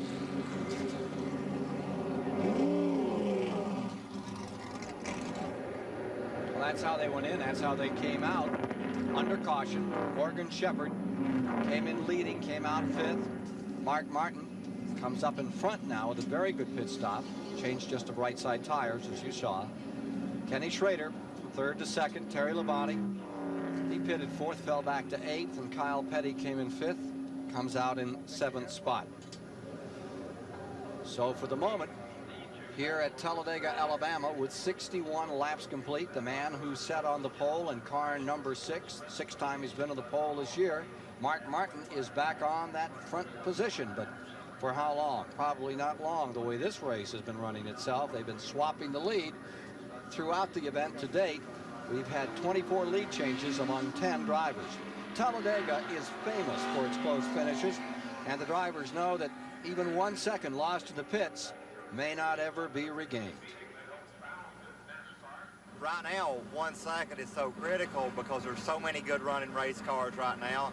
And a second, you could either be leading or you could come out 10th, and all in that couple of second period. And how you get in and how you get out means all the difference in the world. Track position is going to be very critical here, because if you have a bad pit stop or pit at the wrong time late in the race, it's going to be hard to come from 20th place up to have a shot to win this thing. It's so hard to pass, and if you come into pit 2nd and go out 11th or something like that, or even 8th, you know, you've just cost yourself a lot of work, and you don't have near the time to get back up through there. And if you have one of the strongest 2 or 3 cars here, then you can maybe get behind on the last restart and make your way back to the front. But if you don't have one of the 2 or 3 dominant cars, then it's all you can do to try to work your way up there. If a guy can get you a good pit stop and you can get out in front of somebody, you can gain a couple seconds on a stop, it can be definitely a difference between winning and losing. And I found that out the hard way. Right now we're finding out that Chevy has a little more whomp off the start line as Schrader pulls under. Mark Martin on the restart with 62 laps complete. Well, it looks like we're getting back to pit stops. Darrell Waltrip seems to be the one who doesn't have any problem with a pit crew that knows how to get him in and out quickly, no matter what the problems on the number 17 are. There he is right now, Darrell Waltrip, number 17. Of course, he's coming from the rear because he did make that late pit stop. He came back in once again, but he's got a strong automobile, and you can see he's running by himself right now on the racetrack, but he has come from back in the pack before up towards the front. I think he'll do it again. Meanwhile, the leaders coming by with Schrader in first, and here comes that Pontiac back on the inside. Number 75. Morgan Shepherd is going to take that lead another time, make that 25 lead changes. Well, I'll tell you, that car is impressive, and he's driving in an impressive lead. Tight running out of 2. From Sterling Marlin's vantage. That's tight running, pressed up against the wall at over 190 miles per hour. There is Mark Martin directly in front of him. Davey Allison just up there a bit. And Kyle Petty, who stays very much in this race just on the bottom. Number 42 is Kyle. Well, he's making a move down on the inside of Mark Martin. There's a new name up among these top 10, and that is Brett Bodine. Recall that he started way on the back of the pack after that 4-car crash back on Friday. They had to bring out the reserve car.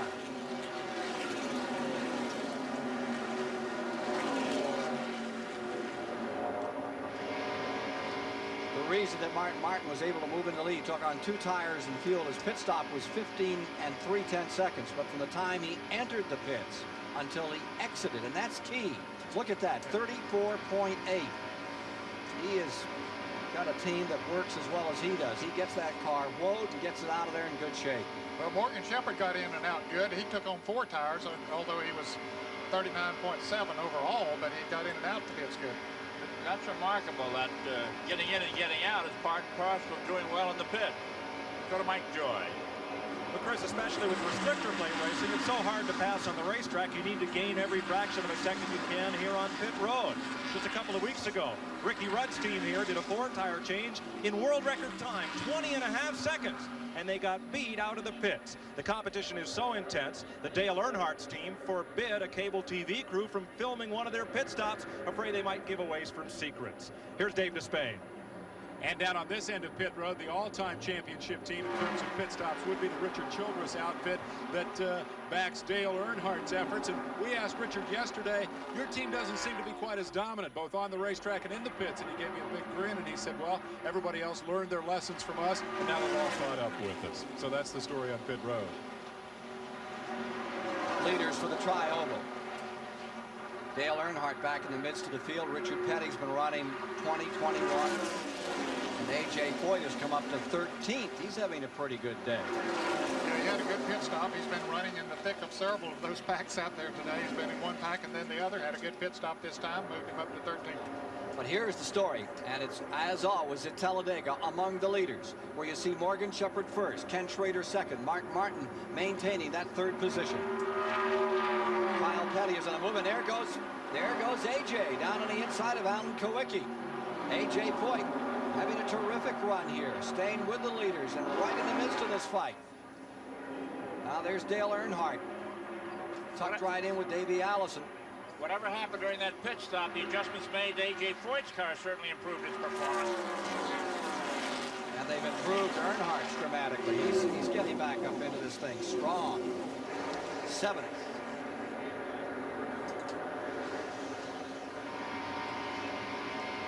Sterling Marlin looking back over the field here a little. Ford crawling right up his exhaust pipe. Davey Allison just closes right in, takes a look on the inside, and here's Davey pulling alongside Sterling. And right here's where you run out of momentum, right, Ned? Yeah, well, he must have a car in front of him that's helping him a little bit, because he was able to make the pass completely. Now Sterling will duck in behind him, try to pick up his draft. 68 laps complete. Earnhardt behind Marlin. Boy, can you imagine that nose sticking right up your back bumper? Watching it live, better than 190 miles per hour. Dark danger there, no question about it. Dale Earnhardt, one of the hardest chargers of all. 8th place car, Earnhardt.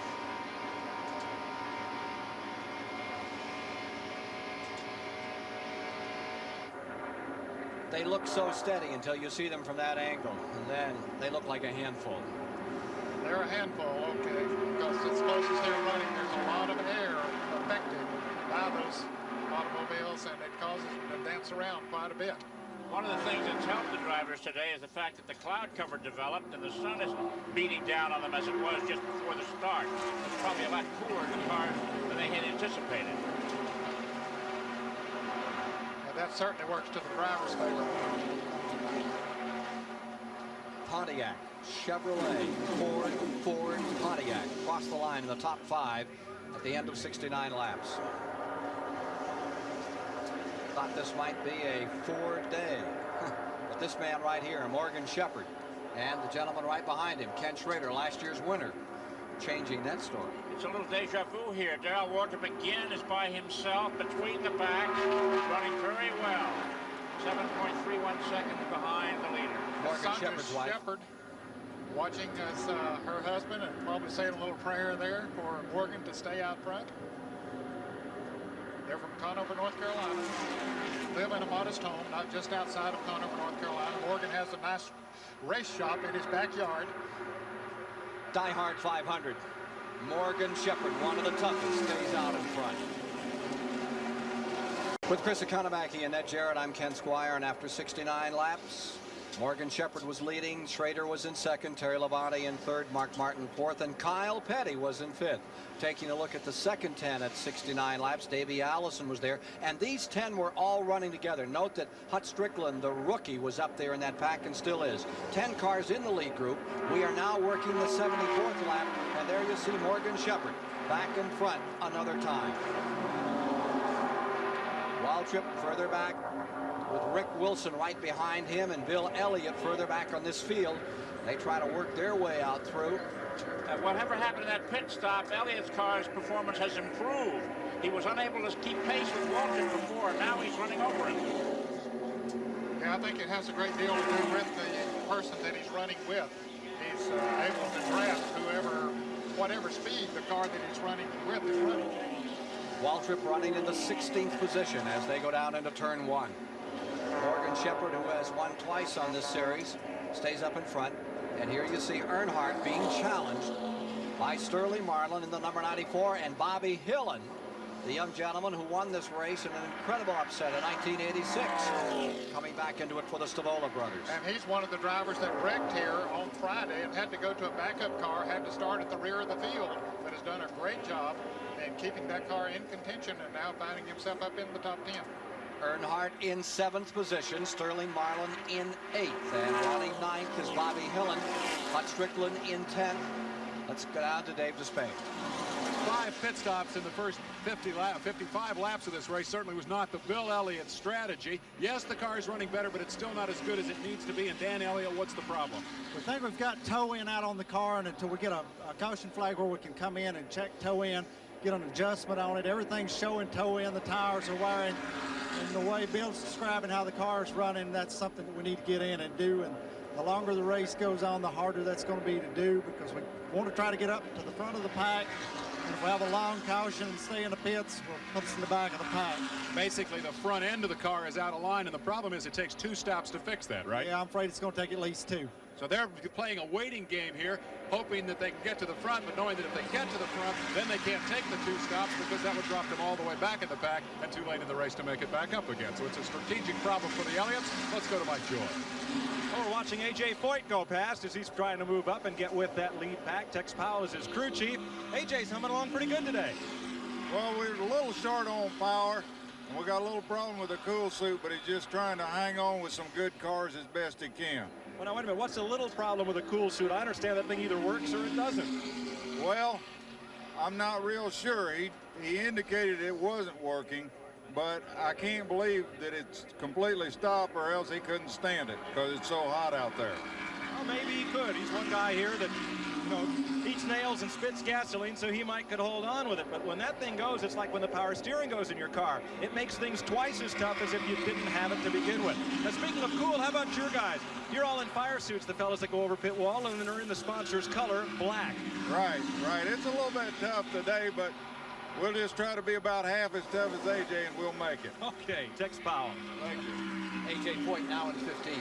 You know, earlier I checked down through the garage here about the cool suits. There were 24 cool suits out there, but it's interesting that the top drivers, few of the top drivers are wearing cool suits. For example, Bill Elliott, Dale Earnhardt, Darrell Waltrip, Ricky Rudd, Alan Kulwicki, Ken Schrader, Mark Martin, and Jimmy Spencer were not wearing cool suits today. Here's Richard Petty. His son Kyle, incidentally, has fallen back just a little of recent. He was running up that top 5, now back to 10th. And Richard, we had him in, what, 26 a moment ago. You know, Richard's listening to his fellow competitors. About a month or so ago, Dale Earnhardt criticized Richard Petty for his lack of stamina. He's falling out of races for physical reasons, and he made the comment that you can't live on chewing tobacco. And the other day, Richard Petty said that he was changing his diet in line with what Dale Earnhardt said. He said he's in good health, but he's in bad shape. So he's trying to get his stamina back. Lead change up in front. And here's Terry Labonte putting the Junior Johnson Ford into the lead. The Pontiac falling to 2nd, the Chevrolet to 3rd. Well, Richard Petty has been wondered why he hangs in there. It's been July 4th, 1984, over 5 years since he won his last race. He was asked about retirement.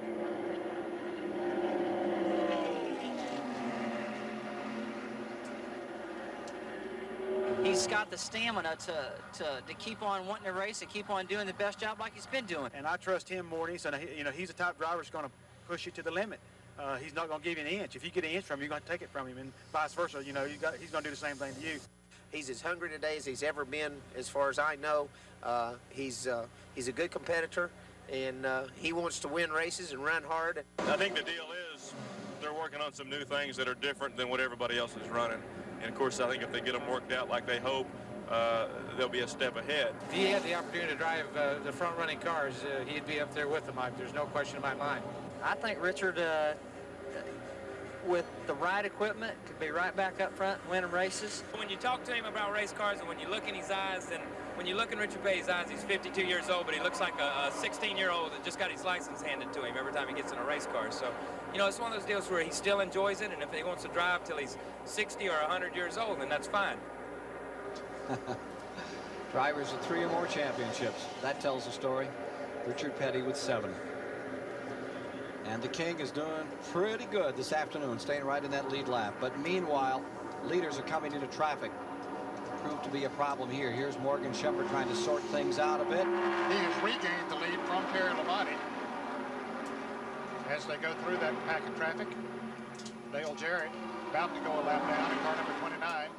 That's one of those cars that was in that big wreck back on Friday in that final afternoon practice. Happened right out of turn number 4. Dale was just a victim of circumstances. He didn't get involved in the wreck. He ran over a piece of debris off of one of the other cars, blew a tire, and hit the wall. Yeah, I was about to say, I won't have to defend him. It was not his fault at all. The other 3 had cried. He had it actually pretty well slowed down. He was down about 110, 15 miles an hour, and lo and behold, he said he saw something come off one of the cars, bounce over the top. There's nothing to do. He went under his car, and kerpowed, the tire went down. He's doing a nice job for a car that is just not working as well as he would wish. It's not the car they intended to run here. We're looking out the window of Sterling Marlin as it looks like Ken Schrader in car number 25 pulls away, but now Morgan or Sterling moves in as they go into the turn. And that is Sterling in 4th, Schrader in 3rd. Up in 2nd is Terry Labonte, and Morgan Shepherd up in front. Here they are into the 18-degree tri-oval, working the 82nd lap of 188 in the DieHard 500.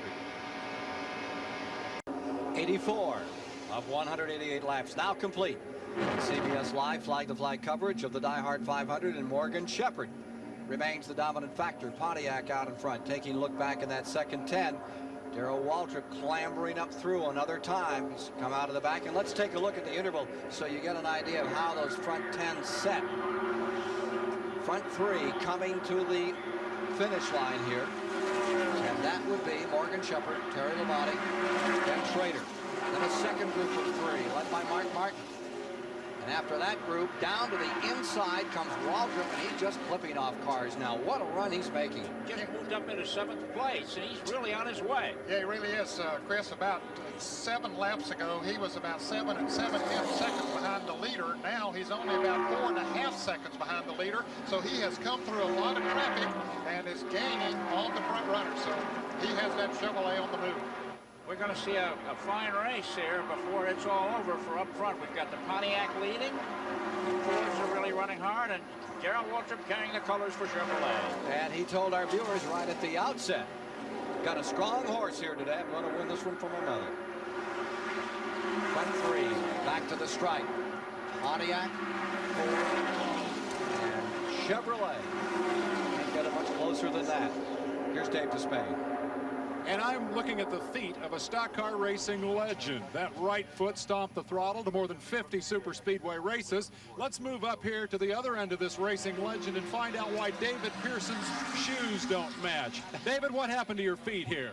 Well, Larry said his right foot was burning up. You know, the exhaust on these cars is right against the floorboard. So I just insulated mine right quick, and we switched shoes under that caution. That's one of the reasons it took so long on this caution for him to switch shoes. He couldn't get the shoe on.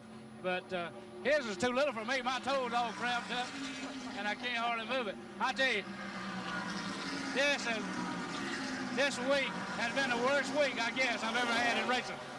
Well, we hope it keeps getting better for you. Larry wrecked a car in practice, had to start at the back. Now with a burnt foot, he's had to change shoes on his last pit stop. They've always said that David Pearson had big shoes to fill. Larry has filled one of them here today. Let's go down pit road to Mike Joy. Dave, the wind that is making these umbrellas and flags stretch out straight here, this cool breeze would ordinarily be welcome. Not so today. 45 minutes to the west in Birmingham, there are thunder showers, and that's usually what's behind this kind of front. It means two things. We may be racing the rain here to an early finish of this race. 94 laps or halfway would complete it officially if we couldn't get restarted. More importantly, these engines are designed, their carburetors are jetted to run at a certain temperature and air density as the barometer drops. What will happen to the air-fuel mixture in these engines, and will these engines start going off like popcorn? Getting back to David Pearson, I just wonder if it was a throttle shoe that Larry Pearson is wearing, that David was a very heavy throttle man, won so many races. It could make a difference. Well, I'll tell you, that's the first time I've ever heard of anyone changing shoes during a race, but, you know, that's a good move by him. Larry's running about the 25th position right now, still in the lead lap. Davey Allison, pictures from his car in 7th, and Sterling Marlin directly in front in 6th. Working toward the halfway point of this DieHard 500. Davey's won 2 of these races, run the restrictor plates, and these two have been together most of this particular dance. They, from the outset, have been running. Of course, we're looking at the rear view of Sterling Marlin at Davey Allison. We'll be back with more in a moment. This DieHard 500 race summary is sponsored by Quaker State Motor Oil, where the big Q stands for quality. After 212 miles, there had been 12 leaders, 28 lead changes, and we had been slowed to 148 miles an hour by 3 caution periods, and 10 cars had retired from the event. Included in that group, Jeff Bodine, Derek Koch, Phil Parsons, Rusty Wallace, Jimmy Means, Mike Waltrip, Stan Barrett, his first time back in a few years. Patty Moise out, Rick Mast is retired from the event. It's the attrition and the top 5 at the present time. Morgan Shepherd is there, but look who's in 4th.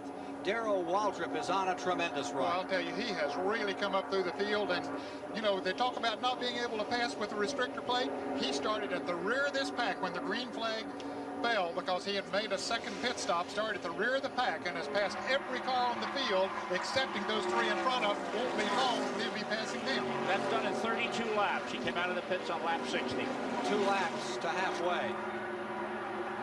Shepherd first. Pontiac, Lamati, Ford, second. There goes Darrell to the top. Here comes that number 17 Chevrolet way on the high side. Schrader out to greet him.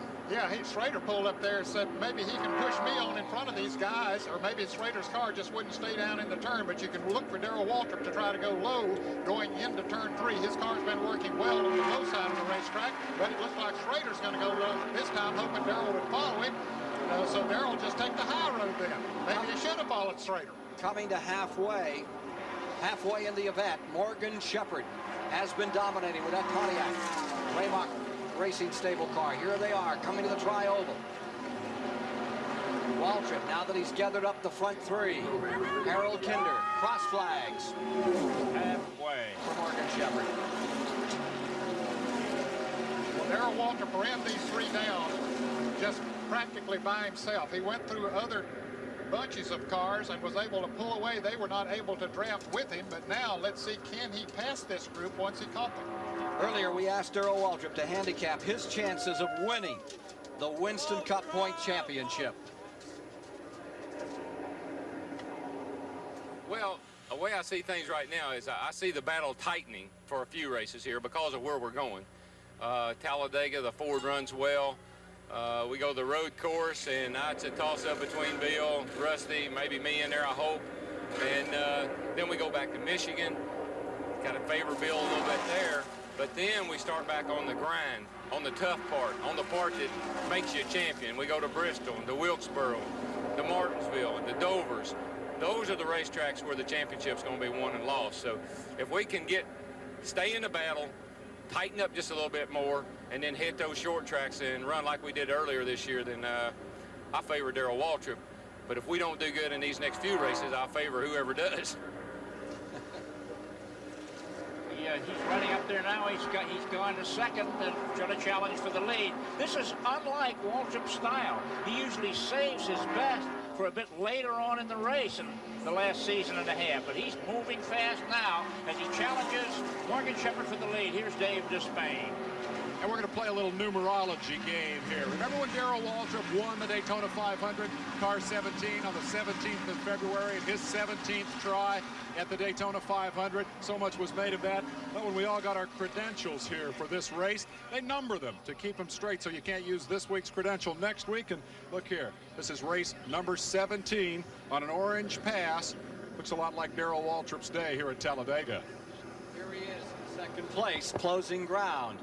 Picking up time on Morgan Shepherd.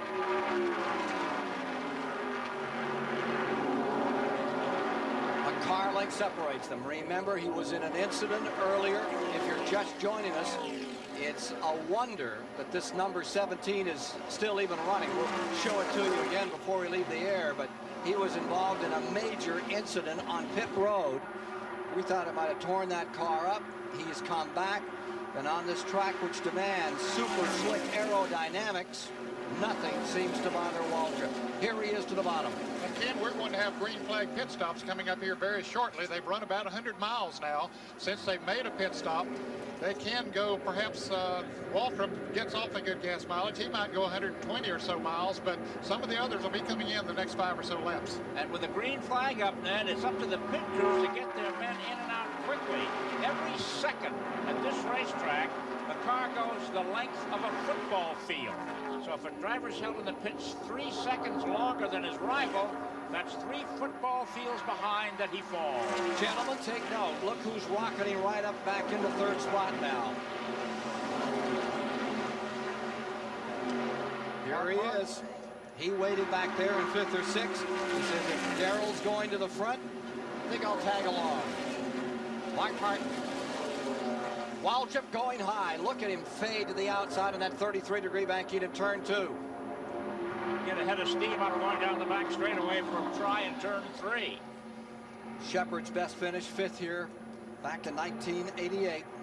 Trying to improve on that, but here comes Waltrip trying to take him down a peg.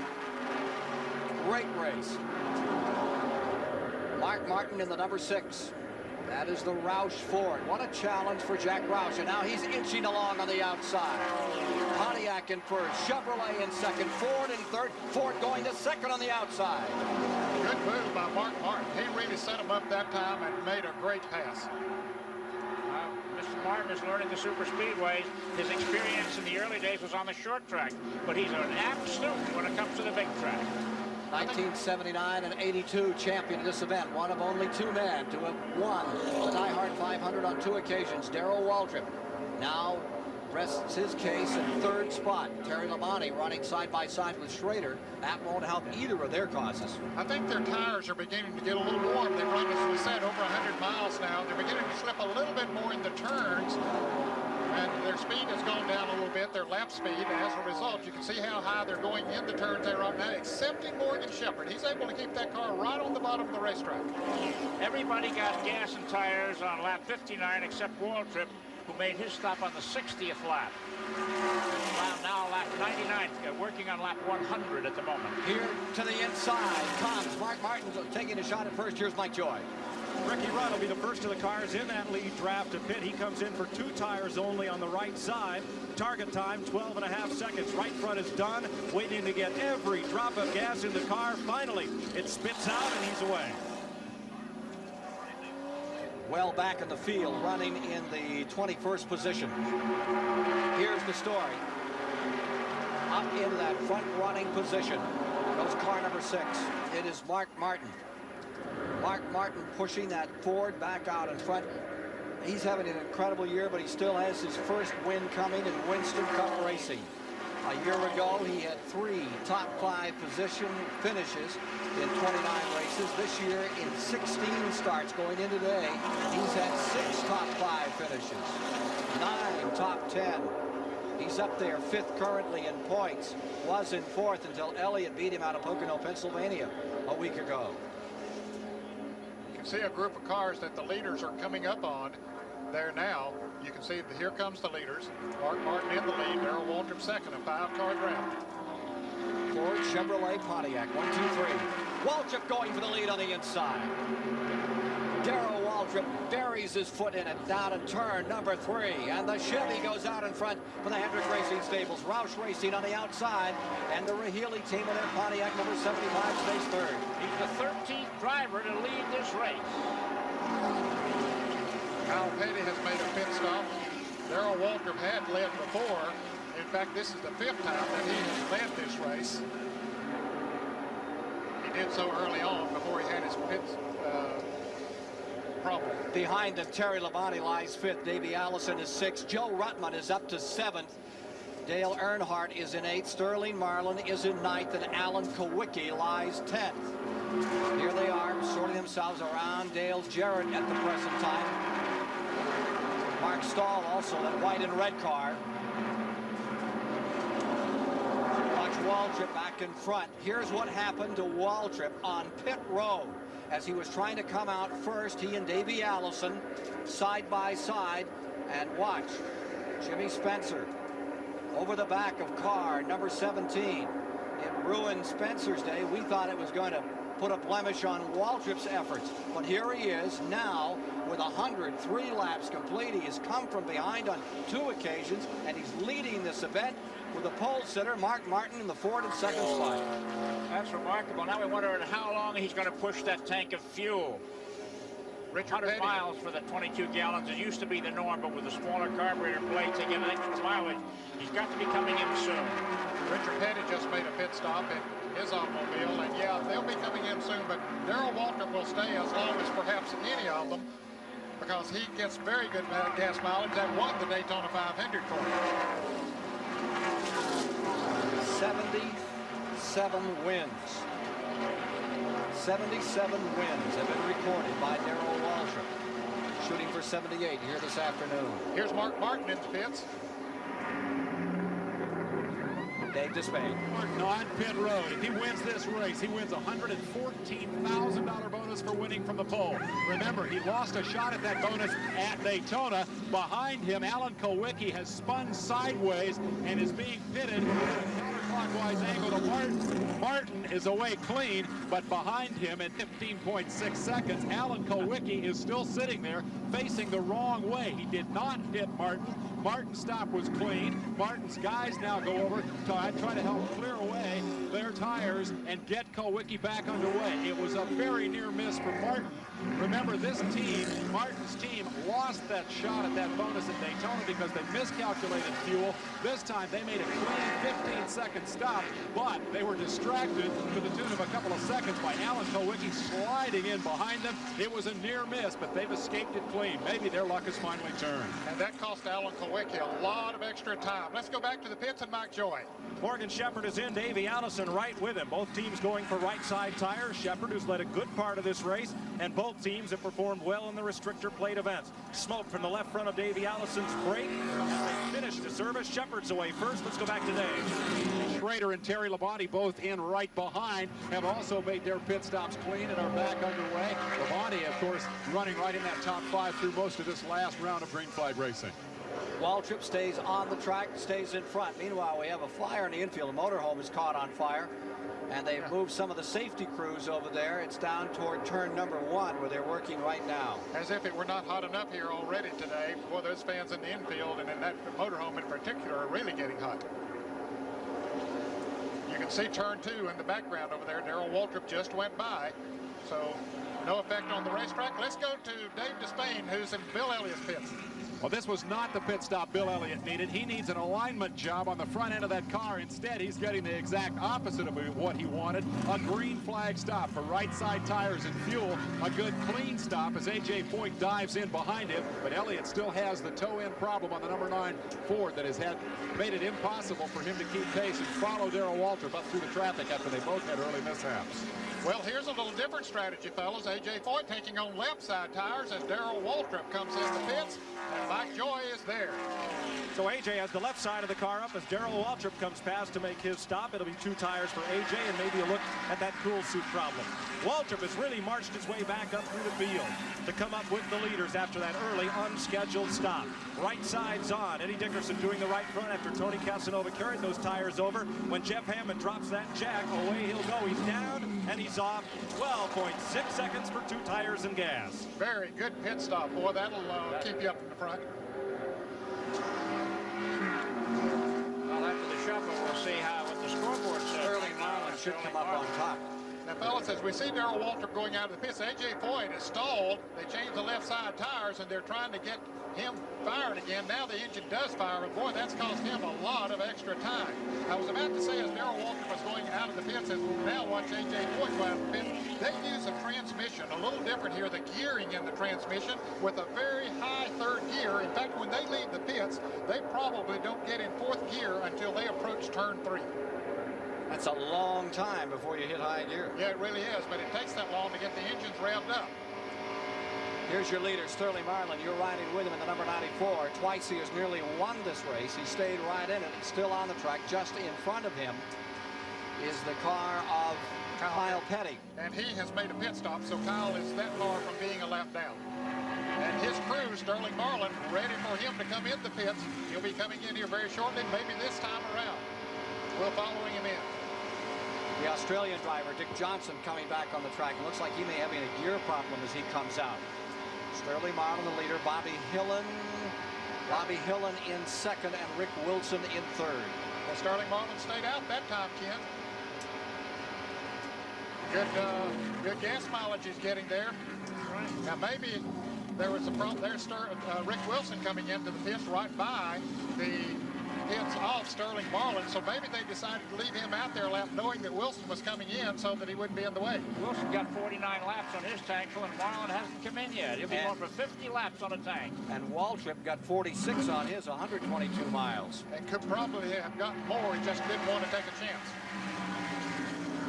Green flag pit stop, sorting them out here in our live coverage of the Talladega DieHard 500, the Talladega Speedway this afternoon here on CBS. Let's take a look at his fuel gauge here. How many pounds left there? Well, he's still got plenty of fuel pressure there, Ken, but it's beginning to waver a little bit. You see that fuel gauge is bouncing up and down a little bit, so that looks like that it might be advantageous to come in. Consultation flag on 94. Well, it might be that he's lost radio contact, and the crew has told NASCAR to get him into the pits. He couldn't hear them. Well, his number's up on the board. He's working on his headset. Something's amiss there. Yeah, he's working on his radio. He knows that he should be coming into the pits here before long, and of course he will hopefully heed that black flag. His radio is out, and that's why you saw his number up on the board. Each of those teams have radio contact with their driver. They walk out on pit road, talk to one of the NASCAR inspectors. They notified the tower. The tower put it up down here at the flag stand. And here comes Sterling Marlin onto pit road. Let's go to the pits. Marlin inheriting the lead and now coming in for the pit stop with no radio. They have notified him to come in for fuel. He stretched it for everything it was worth. We've seen right side changes and left side during this round. He will go to the right. The time to beat in this round of green flag stops, Waltrip's 12.6 second stop. And as the Marlin crew do their work on the right-hand side, they're packing in all the fuel, and he is away. 16.2 seconds, nowhere near the stop that Darrell Waltrip had. Let's go to Mike Joy. Jeff Hammond, Darrell Waltrip's crew chief, on the horn with his driver. You know what we're having a hard time figuring out, and I think the viewers too. We've heard so hard it is to pass with restrictor plate racing. You can't work your way to the front, but Darrell did just that and got right up with the lead pack before he pitted. How? Well, right now, Mike, you know, the car is just working so well, and he's just driving a super race. I really don't have a good explanation. The boys back in the motor room have just been thrashing their guts out since Daytona. And, you know, it's just one of those deals where we got everything working pretty good today. So I just hope it stays together. Well, and I see you guys were inspired. You had the best pit stop of that round, 12.6 seconds. Well, we really try hard, you know, to give Darrell every advantage we can, and pit stops is where we get a chance to, you know, do that. So, you know, I'm proud of the guys that did a good job on pit road. Jeff Hammond, who led this crew to a Daytona 500 win, with Waltrip stretching it out on gas. He'll have to make at least one more pit stop. Some of these teams, maybe two. Well, Mike, the fans might wonder, well, why if he made such a good pit stop, why he's not leading the race? And he was leading before they started this round of green flag pit stops. Terry Labonte's out front now. Of course, he made a very good pit stop as well, but apparently Terry Labonte and Mark Martin got in and out the pits a little bit faster than did Darrell Waltrip, and so now Waltrip finds himself in the third position. And we have two Fords running first and second, Chevrolet in third. 111 of 188 laps complete. We'll return with more live coverage of the DieHard 500 after this message and a word from your local station. At 110 of 188 complete, Labonte was out in front. Martin, Waltrip running right with him. The Buick Open is coming up next this afternoon on CBS, and here's their leaderboard. Payne Stewart, Thompson, Hal Sutton, all up there on the top. And right now, look at the top here. Here is Waltrip down to the bottom of the racetrack, and we have foreboding skies over turn one. We've had reports of a smattering of rain down here. So for these drivers, since we're past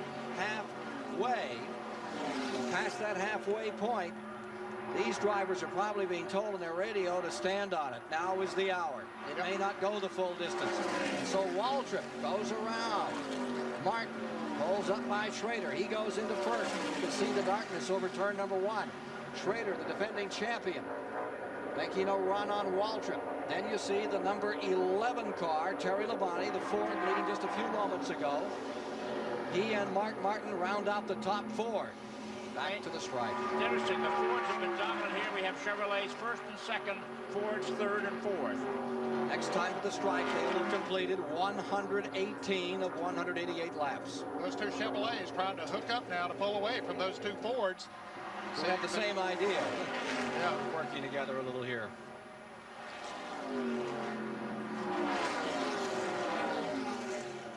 Front four, back to the line.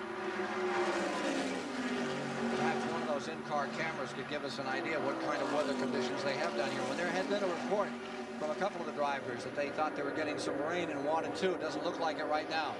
Here's from Davey Allison. Radar is saying that there's heavy rain about 8 miles away from here. So they just might get... That should be here pretty soon, and these drivers are obviously aware of that information and playing their cards accordingly. Well, we're past halfway, so the race is official if we got into a storm, but I would presume they'd wait a bit and try to get the last part of this race home. Yes, they would. Of course, they would.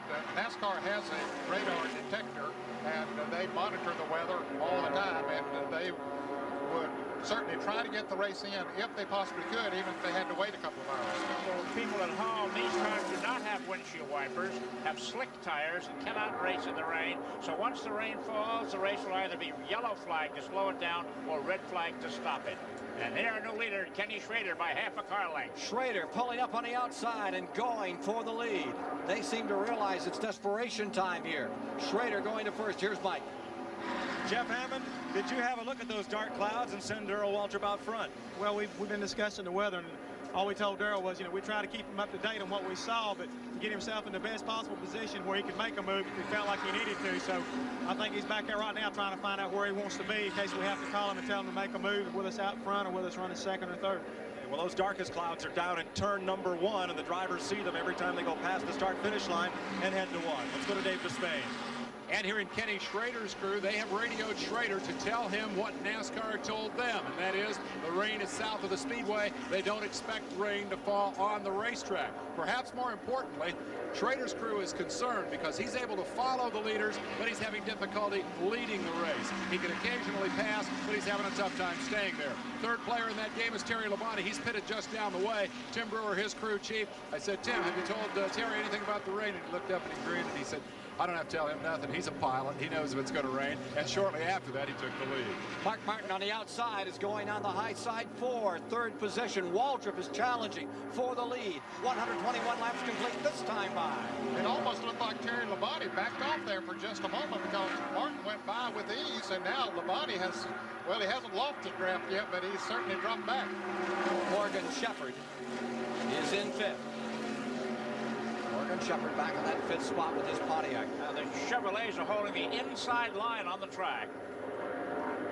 You see Bill Elliott running right behind him. He's in 6th. Davey Allison in 7th. Leaders. Schrader first, trying to become the 2nd man to win this race back-to-back. Dale Earnhardt did it. 83 and 84, it was Earnhardt. Now here comes Waltrip to the inside as he continues his relentless pursuit of becoming the first man to win it 3 times. Fades a little to the outside, comes up on his teammate. Those 2 Hendrick Chevrolets, 1st and 2nd, and then the Fords of Jack Roush and Junior Johnson are right there. Great race at Talladega in the DieHard 500. Stay with us for more. The DieHard 500 here at the Talladega Superspeedway. There are the front 4 cars. 125 laps of 188 complete this time by Waltrip, Schrader with Chevys out in front. Mark Martin and Terry Labonte Fords running 3 and 4. It's a Pontiac in 5th. And then there's a bit of an interval back to the 6th, 7th, and 8th. There you see the front 4 cars on the 18-degree banking coming to the stripe. And then looking further back, you'll see there's the 5th place car, Morgan Shepherd, Bill Elliott in 6th, Davey Allison now 7th, Neil Bonnet is in 8th, Sterling Marlin is in 9th, Harry Gant is in 10th, and it is Joe Ruttman in 11th, Dale Earnhardt is in 12th, Bobby Hill in 13th. And 14th is Kyle Petty. Alan Kulwicki is in 16th position, and Rick Wilson 17th. Only 17 cars now on the lead lap. 1 lap down in the 18th spot is young Bodine. Brett Bodine is back there in that 18th position. That leading quartet is almost a half lap ahead of his pursuers. Well, it's about 6.5 seconds from the front 4 back to Morgan Shepherd. And then behind Shepherd, the bulk of the other competitors are about a half lap down. Well, Labonte dropping 4 or 5 car lengths back from Mark Martin. They were running that tight tandem there for a while. Now he has dropped back just some. We saw him have a little problem here about 4 laps ago. Back again. And here's some trouble coming on the front straightaway. Got a car in trouble in the wall. And it's Joe Ruttman in the Lake Speed car. Tangling with the wall, taking the front off. That is the same team that had that disaster at Pocono a week ago when Lake Speed broke his shoulder blade in 2 places. They put Joe Ruttman into the car for today. The car, they got upside down at Daytona in the Firecracker 400, and misfortune continues to follow them. Right, the car was wrecked twice in February at Daytona. This is the 5th wreck for this team this year. I hope Joe is all right. That was an awfully hard hit. You can see the safety people now running over to him. The front end of the car just devastated. Now the safety people getting to Joe Ruttman, pulling and you can see him moving inside the car. They have the safety net off, the windshield cracked. And Joe Ruttman is moving around in the car. Crash on lap 126. 4th caution period of the day for Joe Ruttman. Directly across from pit road. The storm seems to be skirting this track down past the 1st and 2nd corner. Now watch it rain immediately, but that seems to be the situation. Safety crews working to get Joe Ruttman out of car number 83 to get that steering wheel off, have the pin out. Joe's a tall fellow, not as tall as his famous brother Troy Ruttman, former Indy winner. Mike Joy can give us more on this. Mike? Ken, we saw Joe come into the tri-oval low, and the car just started a lazy looping spin as if perhaps that he had just cut a tire in the car. He just completely lost control, and it angled up when the car finally, after it stopped spinning and caught some traction, was angled up toward the wall, went straight up to it as if he had no steering control at all, as if he had cut down one of the tires on that machine. He bounced off the wall, littering the track with debris, so most all the lead cars will take this opportunity to come in and at least check those tires and top off with gas under the caution. And Mike, you might wonder if they'll wait late in the caution to do that because of the threat of rain. Maybe they'll come in the first time when the pit road is open, but it'll be interesting to see. Well, the pit boards are out all up and down the pit lane here, Ned. Sometimes we've seen them throw the dummy, put out the board, and not stop. But now it looks like pit lane is going to get busy, and most of the lead cars will come in. Here's Waltrip. stops right on the markers. He'll get at least right side tires. If he were getting lefts, there'd already be a man over there to open those, take off those left side lug nuts. Same with Morgan Shepherd and Davey Allison. All right side tires at this end of the pit lane. Here's Dave. Down at Ken Schrader's pit, they have changed the right side tires. They are now going to the left, and the man that he will be racing when he comes out is pitted just up ahead of him, and Mark Martin will beat Kenny Schrader out of the pit. Schrader balks just a moment and nearly clipped the gas man off the 7 car of Kowicki. Let's go back to Mike Joy. Well, Waldrop and Morgan Shepherd changed strategy a little bit. They decided to go to the left side and take on 4 tires. There is trouble on the Davey Allison car. They cannot get the right rear tire changed. They're working underneath with the urine. Report more in a minute. Back to Dave. Alan Kowicki's last pit stop was a disaster. This one only slightly less serious. The car died as he was exiting the pits. Stop itself was decent, but the engine died, and they lost a couple of seconds getting out. Davey Allison sitting in car number 28. Won at Talladega earlier this year, the Winston 500. Won at Daytona in the 400. Well, let's see if we can discern what happened here to Joe Ruttman.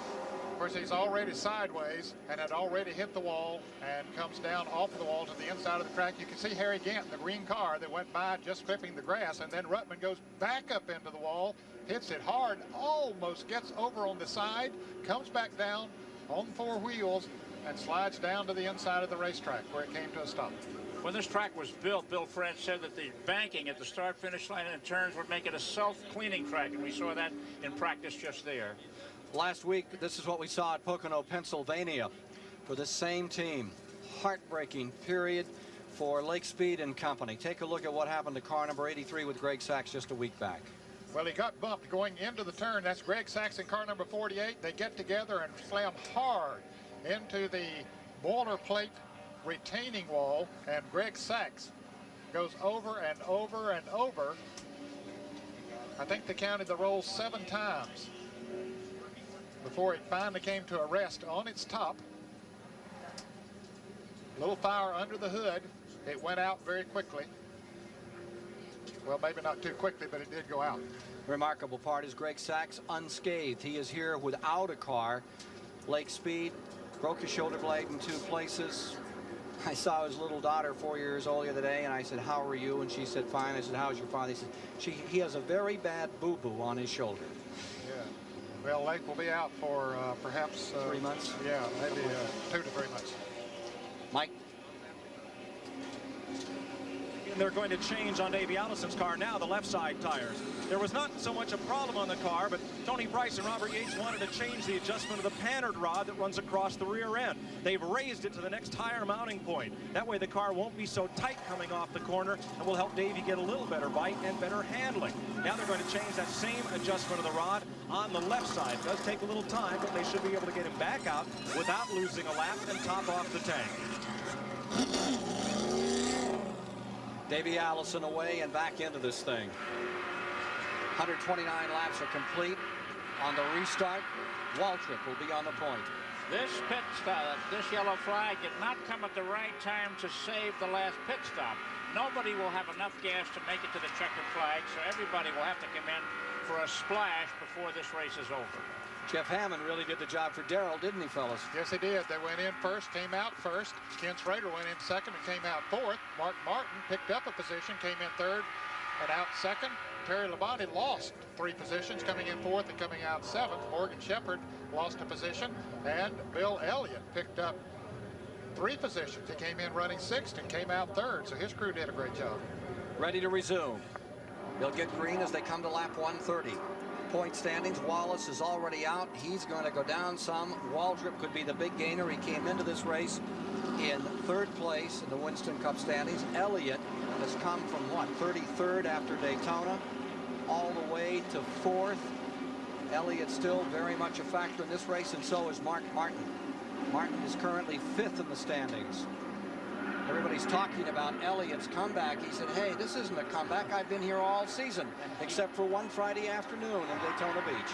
He had a tough February, but this pit stop there moved him right up into contention. It's like Pocono last week. He wasn't heard of all weekend long until the final lap of the race.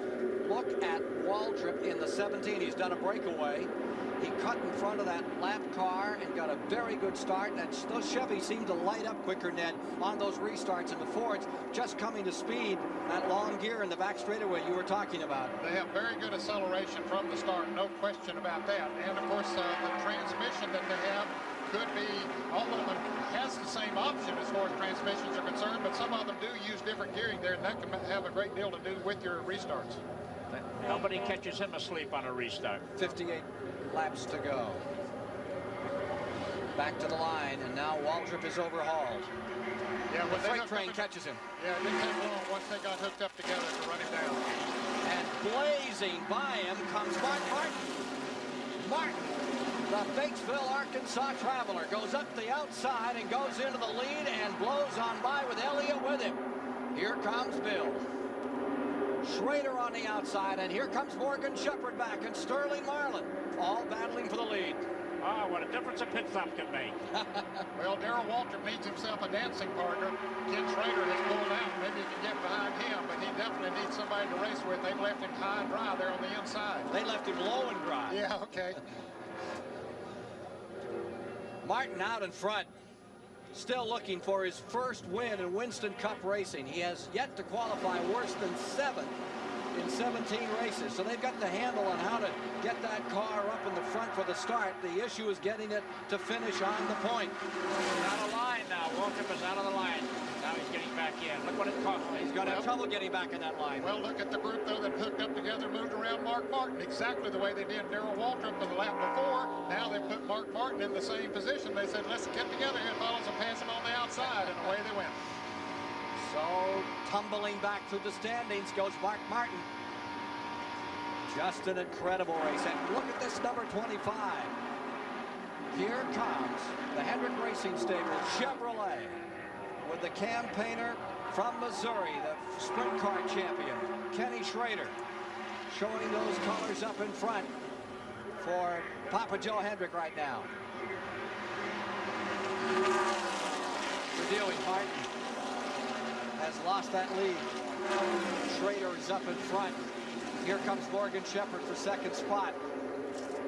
Just a great race. Elliott into third. The Pontiac noses in there. Chevrolet first. Pontiac second. Ford in third. This race seems to get better every year. You say, how are they going to make it better? Exactly. Somebody writes a new script. Prove on it. Can't wait for the last lap.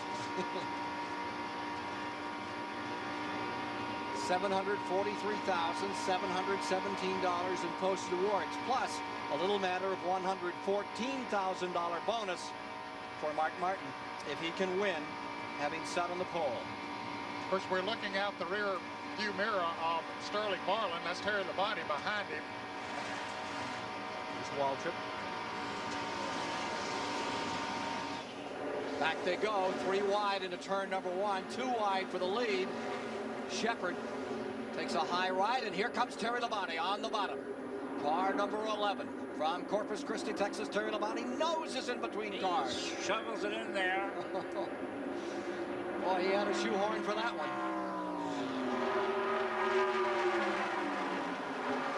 For turn 3, Shepherd back in front. Shepherd determined to win on one of these super speedways. Pontiac, Ford, Chevrolet in the top 3 positions. It's a great battle of the brand.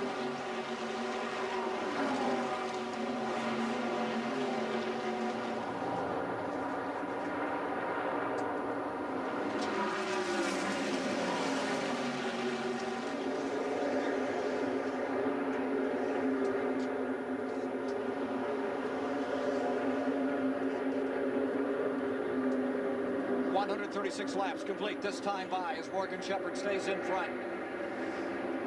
Looks like a record crowd here. Terry Labonte coming to second. Schrader in third. Sterling Marlin putting his Oldsmobile back into serious contention here again. Stay with us for the exciting finish of the DieHard 500.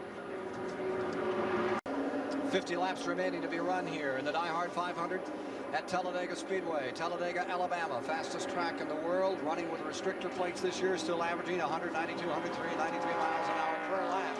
Average for the race is down after we have experienced 4 cautions today. The latest, Joe Ruttman took a very hard hit here in the tri-oval and tore up the Lake Speed car. Here you see the front 3.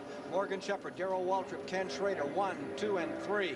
Bill Elliott is in 4th, Terry Labonte is in 5th, Davey Allison 6th, Martin 7th, Dale Earnhardt, and Neil Bonnet in that top strapping pack. Here come the front 3 by another time. At the stripe, it is Morgan Shepherd with Earnhardt going to the inside. Terry Labonte working right there with him.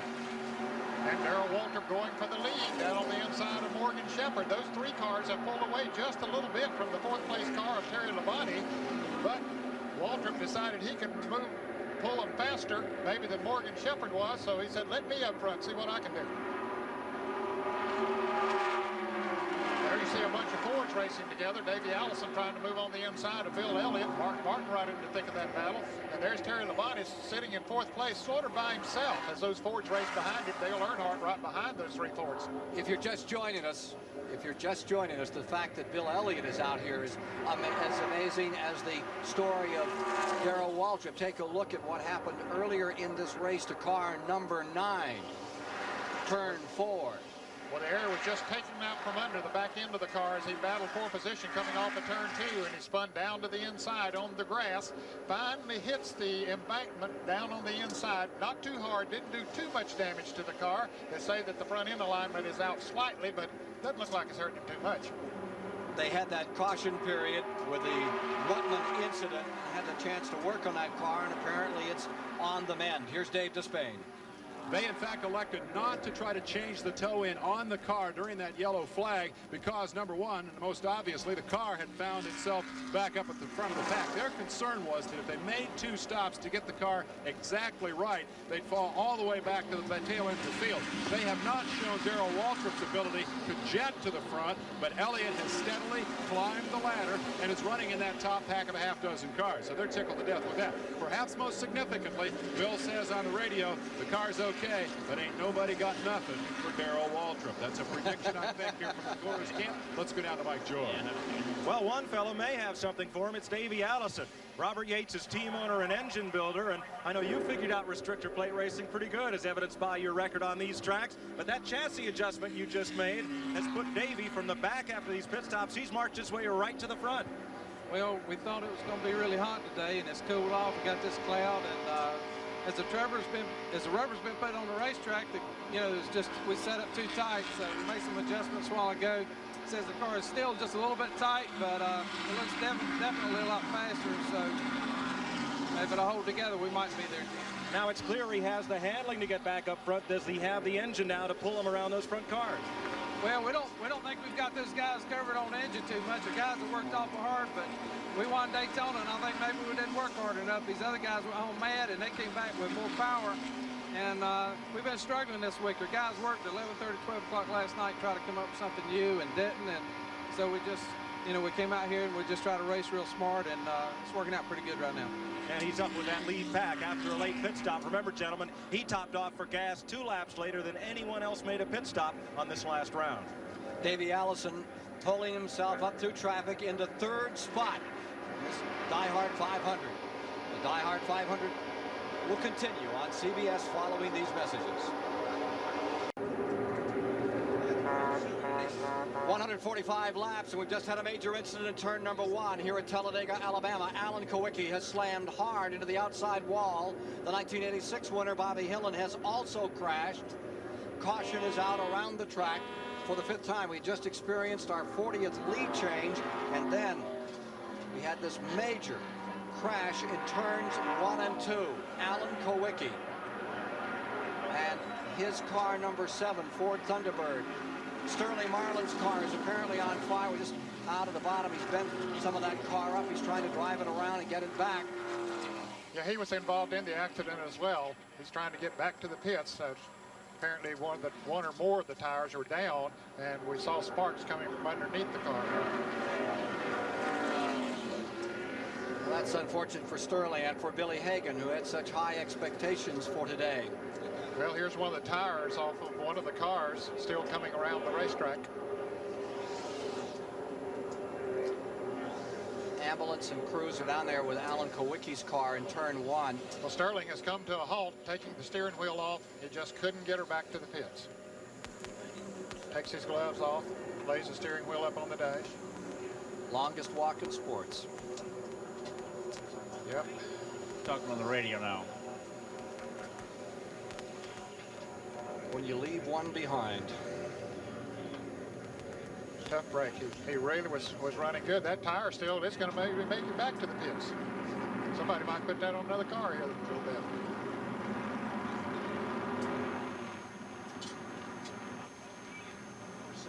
Sterling Marlin. You don't know whether to leave that steering wheel on or take it off. When Sterling Marlin first was going to come here to race at Talladega, his father, Cuckoo Marlin, was still racing and racing hard, and they didn't know how to tell his late mother, Eula Fay, that there were going to be 2 of them down there.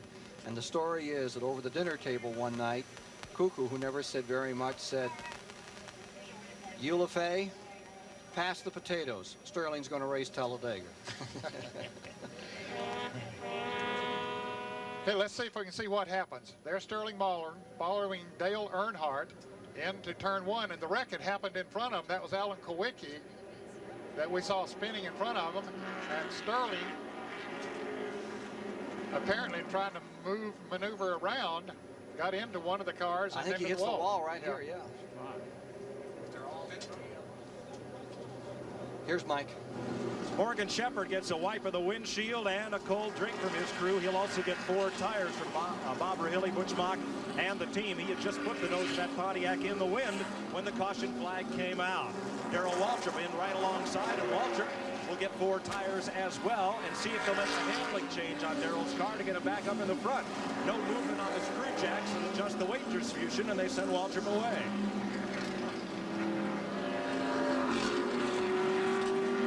Make it from here. Take a last look. That's it, because there's enough gas in all the cars now to get to the checkered flag. Let's take a look at the end of that incident again in turns 1 and 2.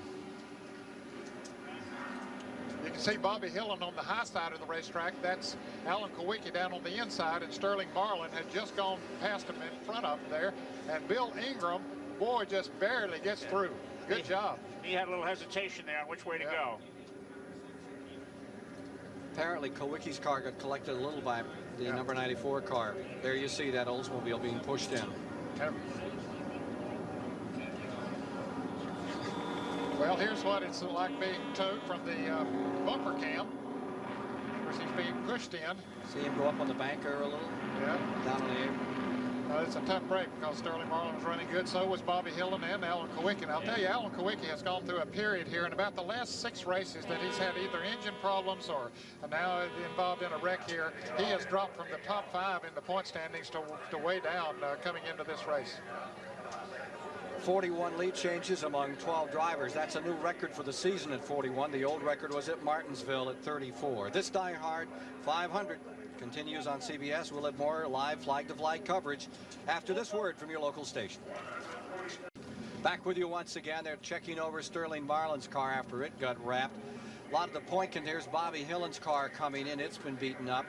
Point contenders are taking a real shellacking here today. The second place man, Rusty Wallace, is out, and Jeff Bodine, who was in 7th place in the points going into this race. They both went out in the same wreck early. Sterling Marlin now, who was in 8th place in the point standings, is having trouble. Alan Kowicki, I mentioned a moment ago that he dropped way down in the points. He was 13th coming into this race. 148 laps are complete, so it is a sprint from here to the finish. They all have enough fuel on board. Remember what Tom Higgins said of the Charlotte Observer after the Daytona race. Remember where Darrell just ran and ran on fuel? He said Darrell snatched victory from the depths of a seemingly empty fuel tank. That will not be the case today. Here's Mike. No, Ken, they all can go the distance on fuel and, of course, tires. Davey Allison is in the lead, and for a good reason. A calculated move by team owner Robert Yates. Everybody else went for tires all around, and you didn't. Why? Well, we got a good set. You know, only right now seem to be working good, and you know, tire wear has not been a problem. So as long as we don't get a cut or something, we're just as well off on these tires, I think, as, you know, putting a set on and maybe coming out just a little bit different. So we're ready to go. Now, the rights have only been on there for 20 or so laps. What about the lefts? We're in good shape on those. should be no problem on tires. Okay, sometimes new tires are quicker than worn tires, so we'll see if Allison can hold his position on the restart. That's an interesting observation about the new tires, because, Ned, they're quicker, but not for long, are they? Not for long, no. After 2, 3, 4, 5 laps, then they level off, but they will run faster for just a few laps. Restart lineup will have Davey Allison first, Terry Labonte second, Neil Bonnett's third, Ken Schrader is fourth, Morgan Shepherd fifth, Mark Martin sixth, Rick Wilson seventh, Darrell is shown as eighth, Kyle Petty ninth, Bill Elliott 10th, Harry Gant 11th, Dale Earnhardt 12th, Hut Strickland 13th, Dick Trickle 14th, Phil Markdahl in 15th, lap down Brett Bodine in 16th, Dave Marcus is in 17th, Ernie Urban is 18th, Richard Petty 19th. Golf is next today here on CBS. Stay with us. It's the final round coming up this afternoon of the Buick Open. There are 12 cars in the lead lap now. Dale Earnhardt running in the 12th position as the last car on the lead lap. Hut Strickland had been running up there with the leaders about all day, but he had made a green flag pit stop not too long before this caution came out, got him a lap down, but he is currently in 13th position. The right side of his car has got a lot of body damage on it. Yeah, that happened in that early wreck that took out Rusty Wallace and Jeff Bodine. Let's see if Allison can win his third straight of the Superspeedways. Won the Winston 500 here in May at Talladega, came back and won at Daytona, 4th of July in the Pepsi Firecracker 400, shooting for number 3. And let's see what Waltrip can do from back in 8th. Remember what Waltrip has said in this race: don't let somebody else dictate. You be the dictator. He's got a lot of traffic to get through if he wants to be back up front. Well, the front two were first and second finishers here in the Winston 500 back in May. Davey Allison won it with Terry Labonte right on his bumper, as he is right now. Down the back straightaway, and the long back stretch going to turn number 3. Allison stretches it just a little. And here's Neil Bonnet running in 3rd place. This is the first time we've seen him up front. The Wood brothers doing a good job on a pit stop and got him right up there in the thick of it. It's 4, it's 1, 2, and 3 now. And already Waltrip is beginning to take some ducks out of the shooting gallery. He is finding himself a couple of quick. Now you see him up into 6th from 8th. Neil Bonnet driving the car number 21. Of course, right behind him is Kenny Schrader in car number 25 with Morgan Shepherd, who has been able to pass the cars in front of him today. He's going to follow Schrader around on the outside, but here comes Mark Martin down on the inside. He's going to make it 3 abreast, Ken. Waltrip back in 7th. 6th but 7th, pulls up with Martin, and they're going to try to shoot it on the inside. Here they come. He's found himself a trailblazer. Yep, found himself a dancing partner. Now Martin gets back in line. He didn't work with Waltrip too long, but maybe Waltrip has enough to get around Morgan Shepherd, but Shepherd has been hanging tough all day. 152 of 188 complete this time by. Davey Allison in 1st. Terry Labonte in 2nd. Schrader in 3rd. Mark Martin to 4th. Morgan Shepherd's Pontiac 5th. Up to 6th. Waltrip.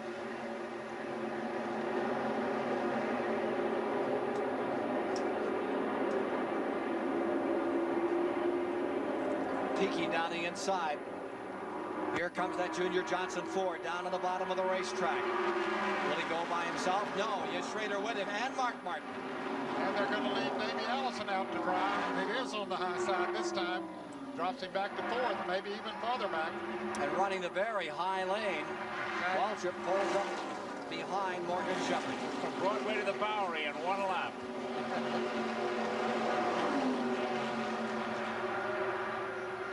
He did. He dropped all the way from 1st to 6th position. I believe Waltrip is just sorting them out now. Just playing some cards.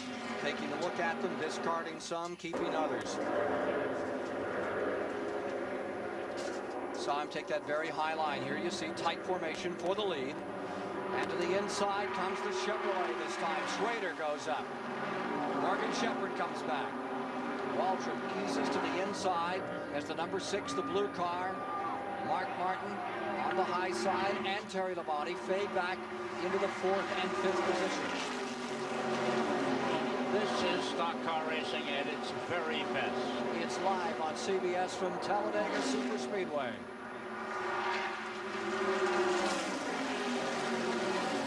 Into turn one. Davey Allison hooks up with Waltrip on the inside. They try to scoot along that bottom lane. Front two cars pulling away just a bit. Ken Schrader. Morgan Shepherd with him. Morgan still stung about Daytona and the firecracker. Said he didn't see the white flag. And thought that when the checkered flag came out, he thought he was getting the white flag. He just made a misjudgment there and thought he could have won the race. He finished second to Davey Allison. Here comes that Pontiac to the bottom side. Conover, North Carolina's Morgan Shepherd going for the lead. Missouri, Schrader in second. Texas, Lamati is running third. Waltrip pulling up into fourth. There is Sonja Shepherd with her hands folded, saying a prayer for her husband Morgan. Turn one. Shepherd stays in front. Waltrip trying that higher line.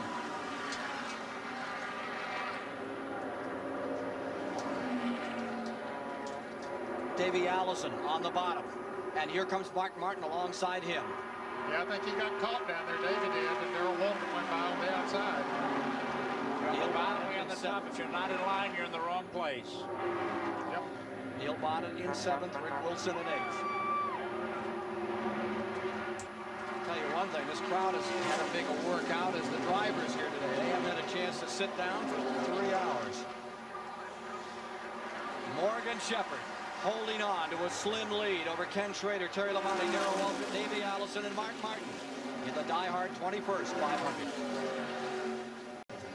This DieHard 500 race summary is sponsored by Quaker State Motor Oil, where the big Q stands for quality.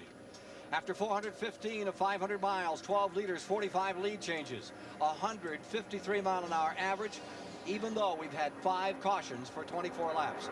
Of the 13 retirees, here are the causes. Bill Parsons, one of the first out. We had a big 4-car crash. Stan Barrett's car was taken out. The latest incident, Bobby Hillen and Alan Kowicki's cars have been retired. Presumably they're still working a bit to get the 94. Sterling Marlin about. Here are the top 5 positions. Shepherd stays first. Waltrip has come to second with his Chevrolet. And then you see behind him Mark Martin, Terry Labonte, Davey Allison.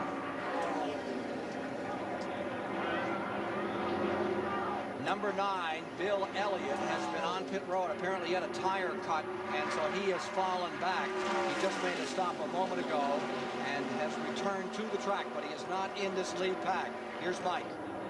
You've seen Sonja Shepherd for most of this race sitting with her head in her hands here, not because of the heat, but in prayer. You folks have been waiting for a win like this for such a long time. Yeah, it's been 3 long years. Thanks to Butch and Bob, they finally gave us an opportunity now that hopefully we can get back in the winner's circle again. And all week long I've just been praying because I felt good about coming up here. And right now I've prayed so hard to God, and that if he sees it his will that we win, fine, and if he don't, then I guess I'll have to settle for that. Okay, but why aren't you up here watching the race? I'm so nervous I don't think I could stand up. I think my feet would just probably, my knees would fall out from under me. Well, let's go meet another wife of one of the drivers who's expecting more than a victory today. Dave? Indeed, Ann Schrader is also way back in the back of the pit area because you've got a baby on the way. And when's the baby due? Christmas Day. You think that's going to happen, huh? A big Christmas present. I hope so. At least I know my husband won't be at a race. He's going to be able to pay for an awful lot of diapers here today, potentially the way he's running. You think he can win this race? Hopefully so. I just want him to be real careful and be the first one across the start-finish line today. Just before we walked over, I talked to Dennis Conner, his crew chief, and he said those guys are getting crazy out there. Would you rather be up there where you could see or sitting back down here? No, I think down here. Much better. Congratulations on the baby. Appreciate it. That's Ann Schrader. Let's go back topside. Leader speed 192 miles an hour.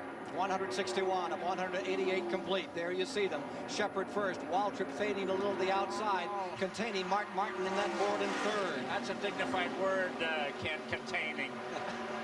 Ken, you mentioned a moment ago that Bill Elliott had made an unscheduled pit stop. He did stay in the lead lap, but as a result of running out there by himself, the leaders have run him down. He has gone a lap down. Now 11 cars on the lead lap, and they're all running in that front pack. And a new leader, Waltrip, busting down to the inside, barreling out in front on turn number 2, and Mark Martin brings his Ford with him. Chevrolet first, Ford second, Pontiac third, 1, 2, 3, back straight away. Incredible race. Davey Allison gives you a look. Front of the field, he's running 5th. There you see Terry Labonte just in front, averaging 192 miles an hour, out for a Sunday drive here on CBS at Talladega Speedway. $700,000 DieHard 500 21st annual event. 1 year ago, Ken Schrader won it. His first Winston Cup victory. Shepherd is coming back for the lead. Morgan Shepherd down to the inside. My, how that car works. Look at him just tunneling in down there. But on the outside, there's the power of Waltrip. Yeah, and along with the help of Mark Martin coming up to drafting, and that'll help him move on by Morgan Shepherd. We'll see, that might not have been a good move on Morgan Shepherd's part. He couldn't get anybody to go with him, and he's going to lose several positions as a result of it. He tried to ease back in line. There's no place to go. You could see him just make that little maneuver, and everybody said, no, thank you, we don't need you here. That's right. There is an opening if he can get in front of Davey Allison. Allison very high there now. Morgan has that Ken Schrader back behind him, trying to help him out a little bit, and he finally does get back in line. 163 laps complete. 10 cars in the lead lap. Gant completes that lap. Look at Mark Martin hunting, looking to the left, looking to the right. Waltrip is riding with one eye in the mirror.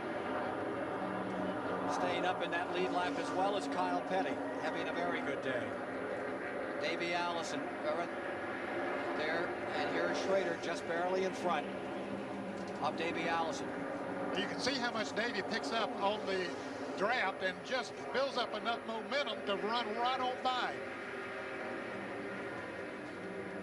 That was a good move on Davey's part. He got back, he was far enough behind that he picked up the draft and just took off. They couldn't hold it. Schrader back on the outside, containing Allison. Up in front, Darrell Waltrip, trying to be the first man in history to win the DieHard 500 3 times. And he has a lead of about 3 feet. Back with you.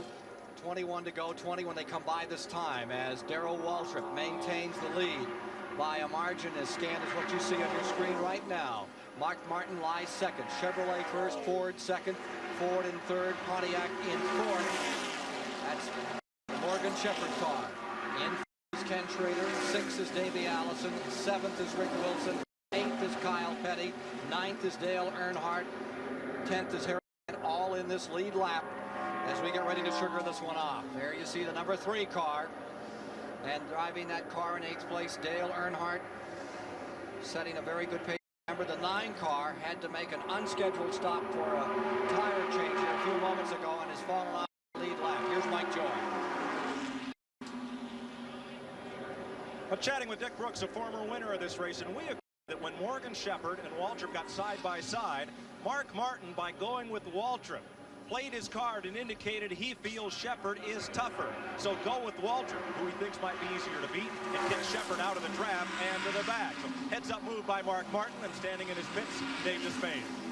As they go flashing by start finish, Martin is right onto Darrell Waltrip's bumper. Let's ask the team manager for Mark Martin, Steve Neal, who do you fear most in this race? Well, Darrell Waltrip, you know, typically with a restrictor plate, you can't pass on the last lap. And we feel like Darrell Waltrip has the speed and the experience and the savvy to hold us off. The 75 car is awful good. We think the world of Terry Labonte. Everybody lined up we're worried about, because if you do pull out, they're all going to get you. So we're kind of counting down laps, kind of figuring, wondering, looking who's slipping and sliding. We're having a ball, and it ain't quite over yet. Are you coaching him through this? Or are you going to let him decide when and where to make his move? Well, Mark Martin's about as sharp as they come, so I figure he can do what he needs to do. If he asks us where somebody is or what it looks like on the bottom or the outside or who's quick, we'll sure tell him. Like there's a move he's trying to make, but they probably won't line up behind him. It's going to be tough, but they're not going to line up behind Mark Martin. They're going to go with Darrell Waltrip. I think the interesting point there is how much fun this team that's only a year and a half old is having. They've 6 poles. They haven't won a race. If they win this one, there's a $114,000 bonus in it for coming from the pole position to victory. And Martin pops out in front.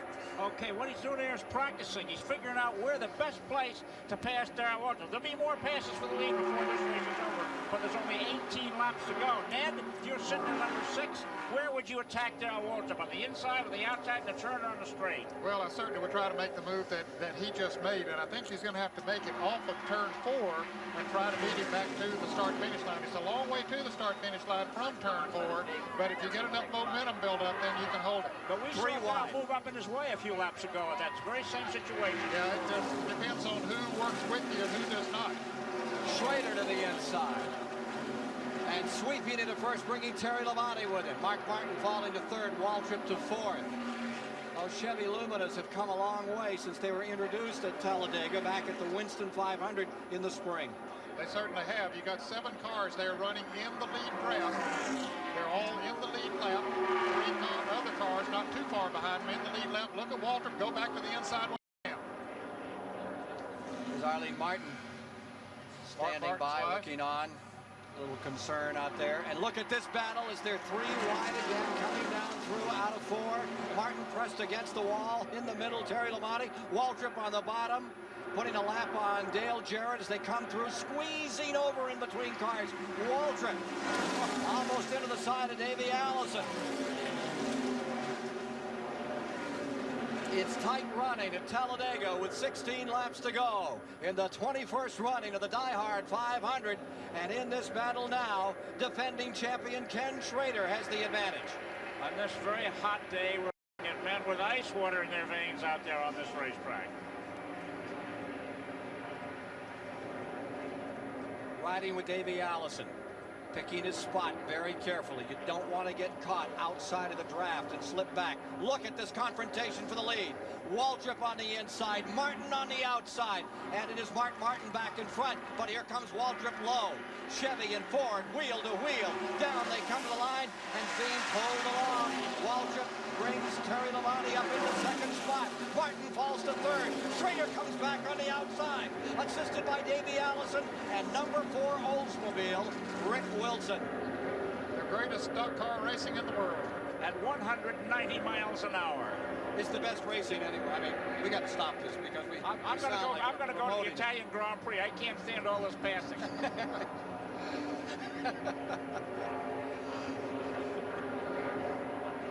Darrell Waltrip is out in front. The Chevy Lumina back into first. The Ford Thunderbird of the taciturn one, Junior Johnson, the old stoic, just looking on. Chris, you saw him this morning. Remember last year, Junior had a big iceberg he set on you, a great big cake of ice for this race. I asked him this morning if he's going to bring some ice. He said, no, we're going to tough it out. And he's toughing it out right now with his driver, Terry Labonte, in second spot. The laps trickling down. Here comes Martin in that third spot. Keep waiting to have a race here that doesn't live up to expectation. Never happens. Just such a grand event. Sterling Marlin is back on the track, giving him another shot, trying to stay up in the point battle. Sterling Marlin back out here again. He's currently 8th in the Winston Cup points. Many laps down now, though. Now look who's coming up on the bottom of the racetrack. The V on the front. That's that Morgan Shepherd car. Davey Allison swings right in behind him. Morgan Shepherd back into it another time. Who's going to win this one? What about it, Economaki? The old dean of American racecasters. What we're watching is the silly season. Who's going to drive for what? No. Don't change the issue. Who's going to win this thing? Well, the man, obviously. Nice. The man that gets the best break on the last lap or two there, but I'll tell you, Darrell Waltrip is going to be awfully tough. That's right. But I think Terry Labonte is going to be very, very tough, too. I think Mark Martin is going to reach into his bag of tricks and try everything he can to win it. He needs to win badly, and that extra $114,000 has got to be on his mind right now. He's never won that much in a single season. Mike Nichols with Martin. Here he comes into second spot. It's Ford first and second now. Terry Labonte goes into the lead, and Mark Martin goes into second. Let's get a report from Mike Joy as we watch this tremendous battle. Well, Ken, it's always been a Ford track. There's 2 of them out front right now, 2 Chevys and a Pontiac. I don't know. I'd like to see Mark Martin take home all that money and put another new name in the Talladega record book. It's always been a dark horse track. I'll go with the dark horse. How about it, Dave Despain? Sentimental choice has got to be Martin because of the money, because he's never won, and because he's had 6 shots at that bonus this year. But I'll tell you what, the one thing that distinguishes that half dozen cars up front is the fact that 5 of them have been up front all day. Darrell Waltrip came from dead last to get up front. That car got crashed early, remember? I got to believe that Waltrip is stronger than the rest of them, and I think the strongest car will win Talladega. Last time around, 191.8 for that lead squadron. We keep talking about that bonus that Mark Martin can win. Of course, the Unocal folks put up $7,600 at every race, and then it is carried over like a skins game in golf until the pole winner wins, and it has accumulated now to $114,000. Only winner this year has been Rusty Wallace after just a couple of races. Yeah, the second race of the season. Here you see Davey Allison right in behind Rick Wilson. Wilson, a name in the news these days as to where he will be racing next year. Many say he's really where would you want to be right where we're going to be next year. I'll tell you, if he could win this race, I think that he'd be a strong choice for the Junior Johnson ride next year. 10 to go next time by.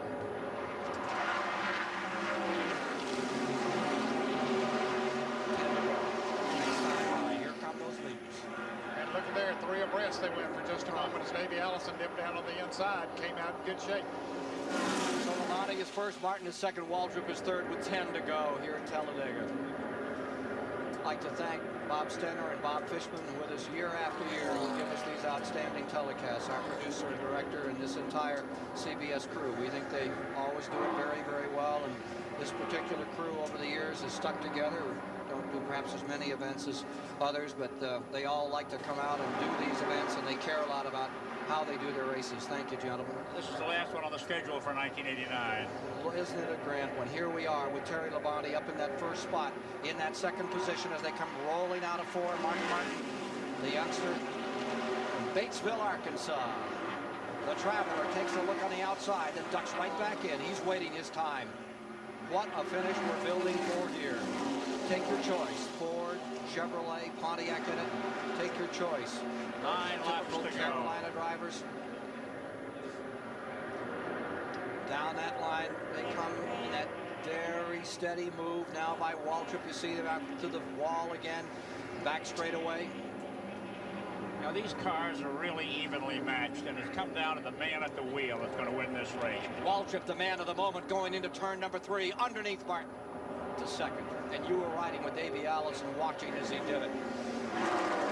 Davey squares off and turn. Oh, he's sideways! Davey Allison losing a tire. You can see it shredding. He spins and slides down on turn number 4.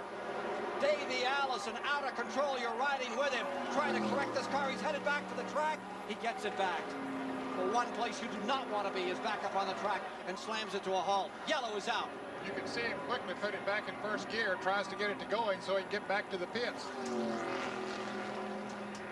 170 complete. Caution is out. They'll get this race started. We'll finish under green, and it is going to be some sprint to the line. How unfortunate for Davey Allison. He wheels through the pit so he doesn't lose a lap. And comes right back out. He's lost the windshield. Windshield is gone. Out of car number 28 has Davey Allison. And they got a windshield ready, standing right there is that crew. Robert Yates and company. You can't miss a beat no matter what happens. It's just like working in an emergency room. You have to perform surgery at any moment on all kinds of situations. Same thing that happened to Bill Elliott earlier. The same kind of car, a Ford Thunderbird Aero Coupe. Yep, the car, just the back end just got loose on him. There goes the windshield. He spins down to the inside of the track, out of the way for everybody else. At normal speed from the in-car camera, let's ride with Davey Allison as he lived through this moment at Talladega.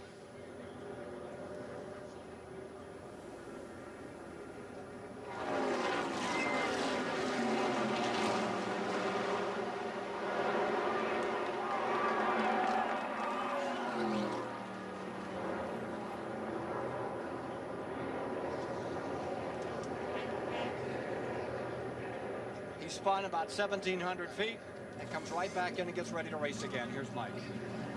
Well, the old windshield is, of course, gone. The new one will just have to be dropped in and taped into place. That's about a 20-second operation. And with that spin, he's likely flat spotted the tires, so already they're changing the right side ones. Hooking things up for Allison. He'll get back out and back on track without any further problem. Here's Dave Despain.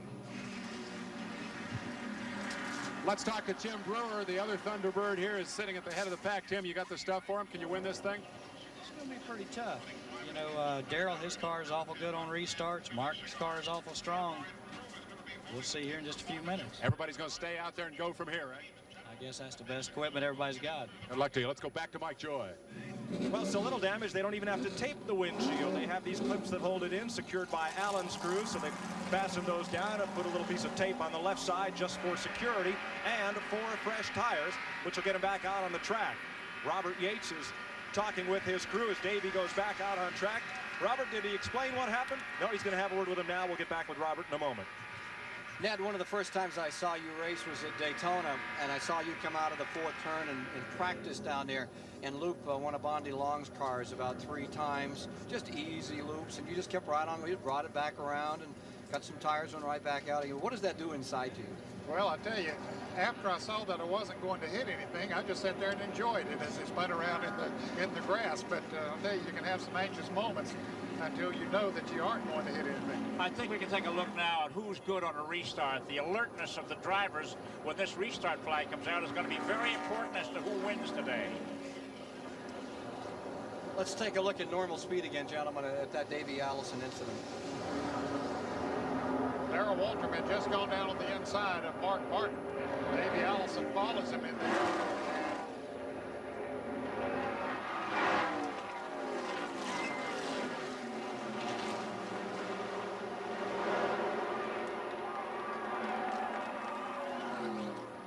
Remarkable picture, remarkable sound. That's how Davey saw it and how he heard it. I think the back end just got light on him and it went around. 182 laps are complete of 188. Green flag with 5 to go.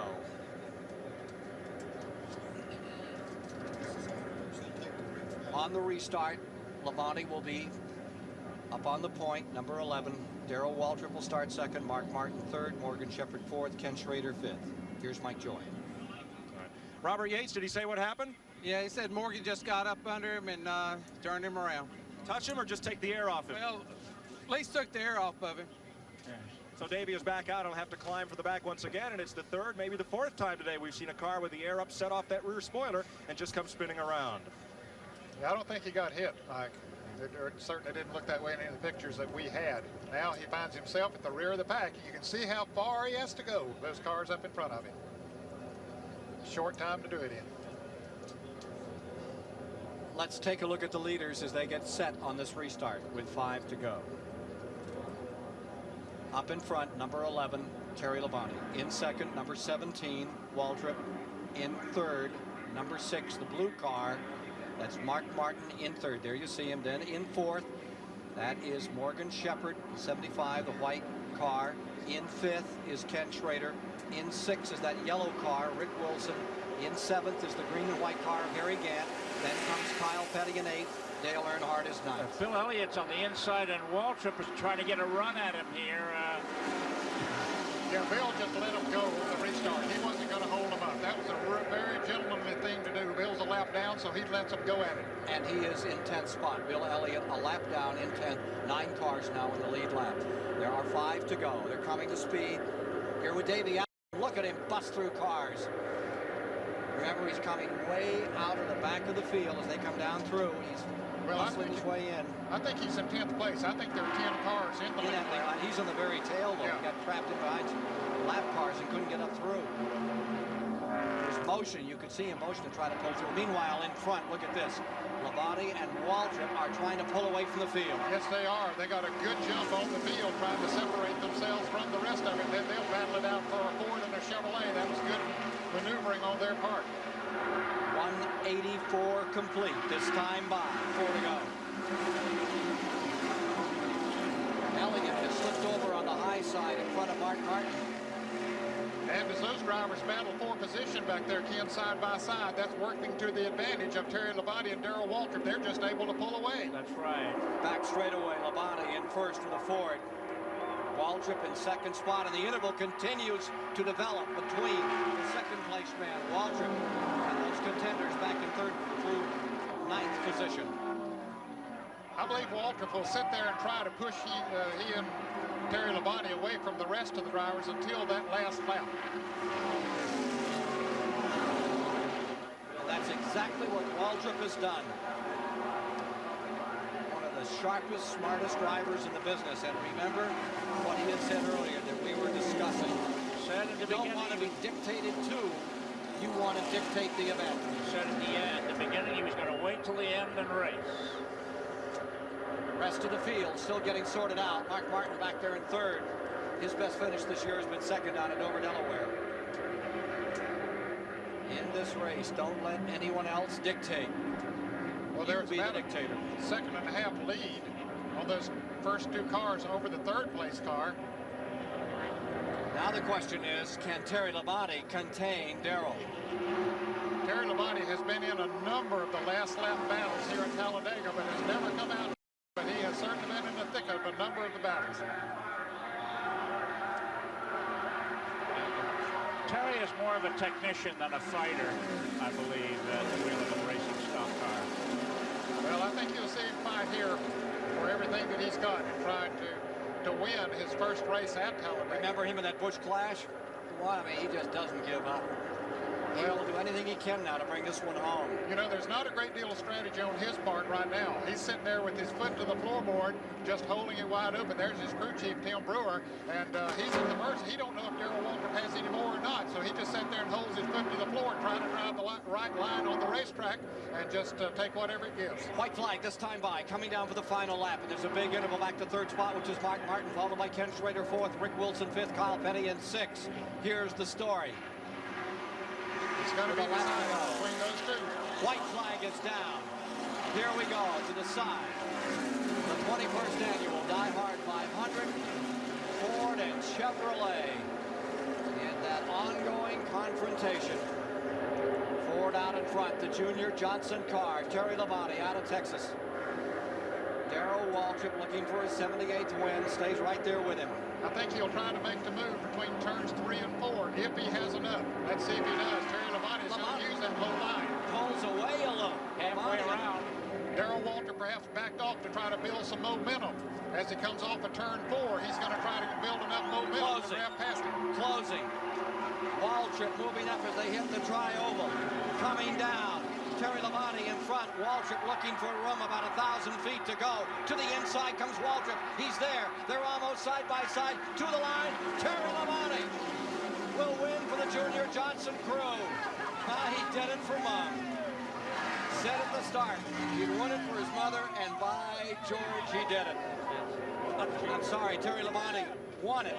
That is his 9th win, and into second was Darrell Waltrip at the finish, almost doing it. So, Terry Labonte wins for the first time here. Darrell Waltrip comes home in second, and Mark Martin in third. Terry Labonte in victory lane. I remember at Talladega 500 that you and Darrell Waltrip came side by side to the flag, and Ron Bouchard snuck around the outside and beat you both. And today, your turn. I know it finally. You know, I've came close so many times down here and just never have got there. You know, the car just ran super. Darrell was awful tough. I was really concerned with him at the finish, but we were able to hold him off. You and Junior Johnson seem to really have these restrictor plate races figured out. Well, we've run awful well with them. You know, we had a good run down here the first race, and we've been working at it. The guys at the shop really been putting in a lot of overtime trying to get it figured out, and they've done a good job. Okay. Thank you. Terry Labonte in victory lane here at Talladega. Quick question to Darrell Waltrip on his finish. Darrell made a run at him. Well, praise the Lord for a safe race. Hi, Mom, and yeah, the Tide Chevrolet was really coming. But the restart with that few laps to go, I had to stay behind Terry to get away from everybody else. I didn't want to race with nobody else. I thought I might have a little something for him every time, but he was just too strong for me. My congratulations to him, and that we may have moved up a little in the points today, though. That's interesting. Thank you, Darrell. Congratulations back to Ken Squire. Final standings, Terry Labonte wins it. Darrell Waldrop is in second. Mark Martin comes across third. Ken Schrader fourth. And Rick Wilson finishes a good, strong fifth. In the second 5 to the line this afternoon, 6 today was Morgan Shepherd. 7th for Kyle Petty. Harry Gannon 8th. Davey Allison in 9th. And Dale Earnhardt came home in 10th position in this 21st running of the DieHard 500. And so for Ned Jarrett, Chris Economaki, Mike Joy, and Dave Despain, I'm Ken Squire saying so long from the Talladega Speedway.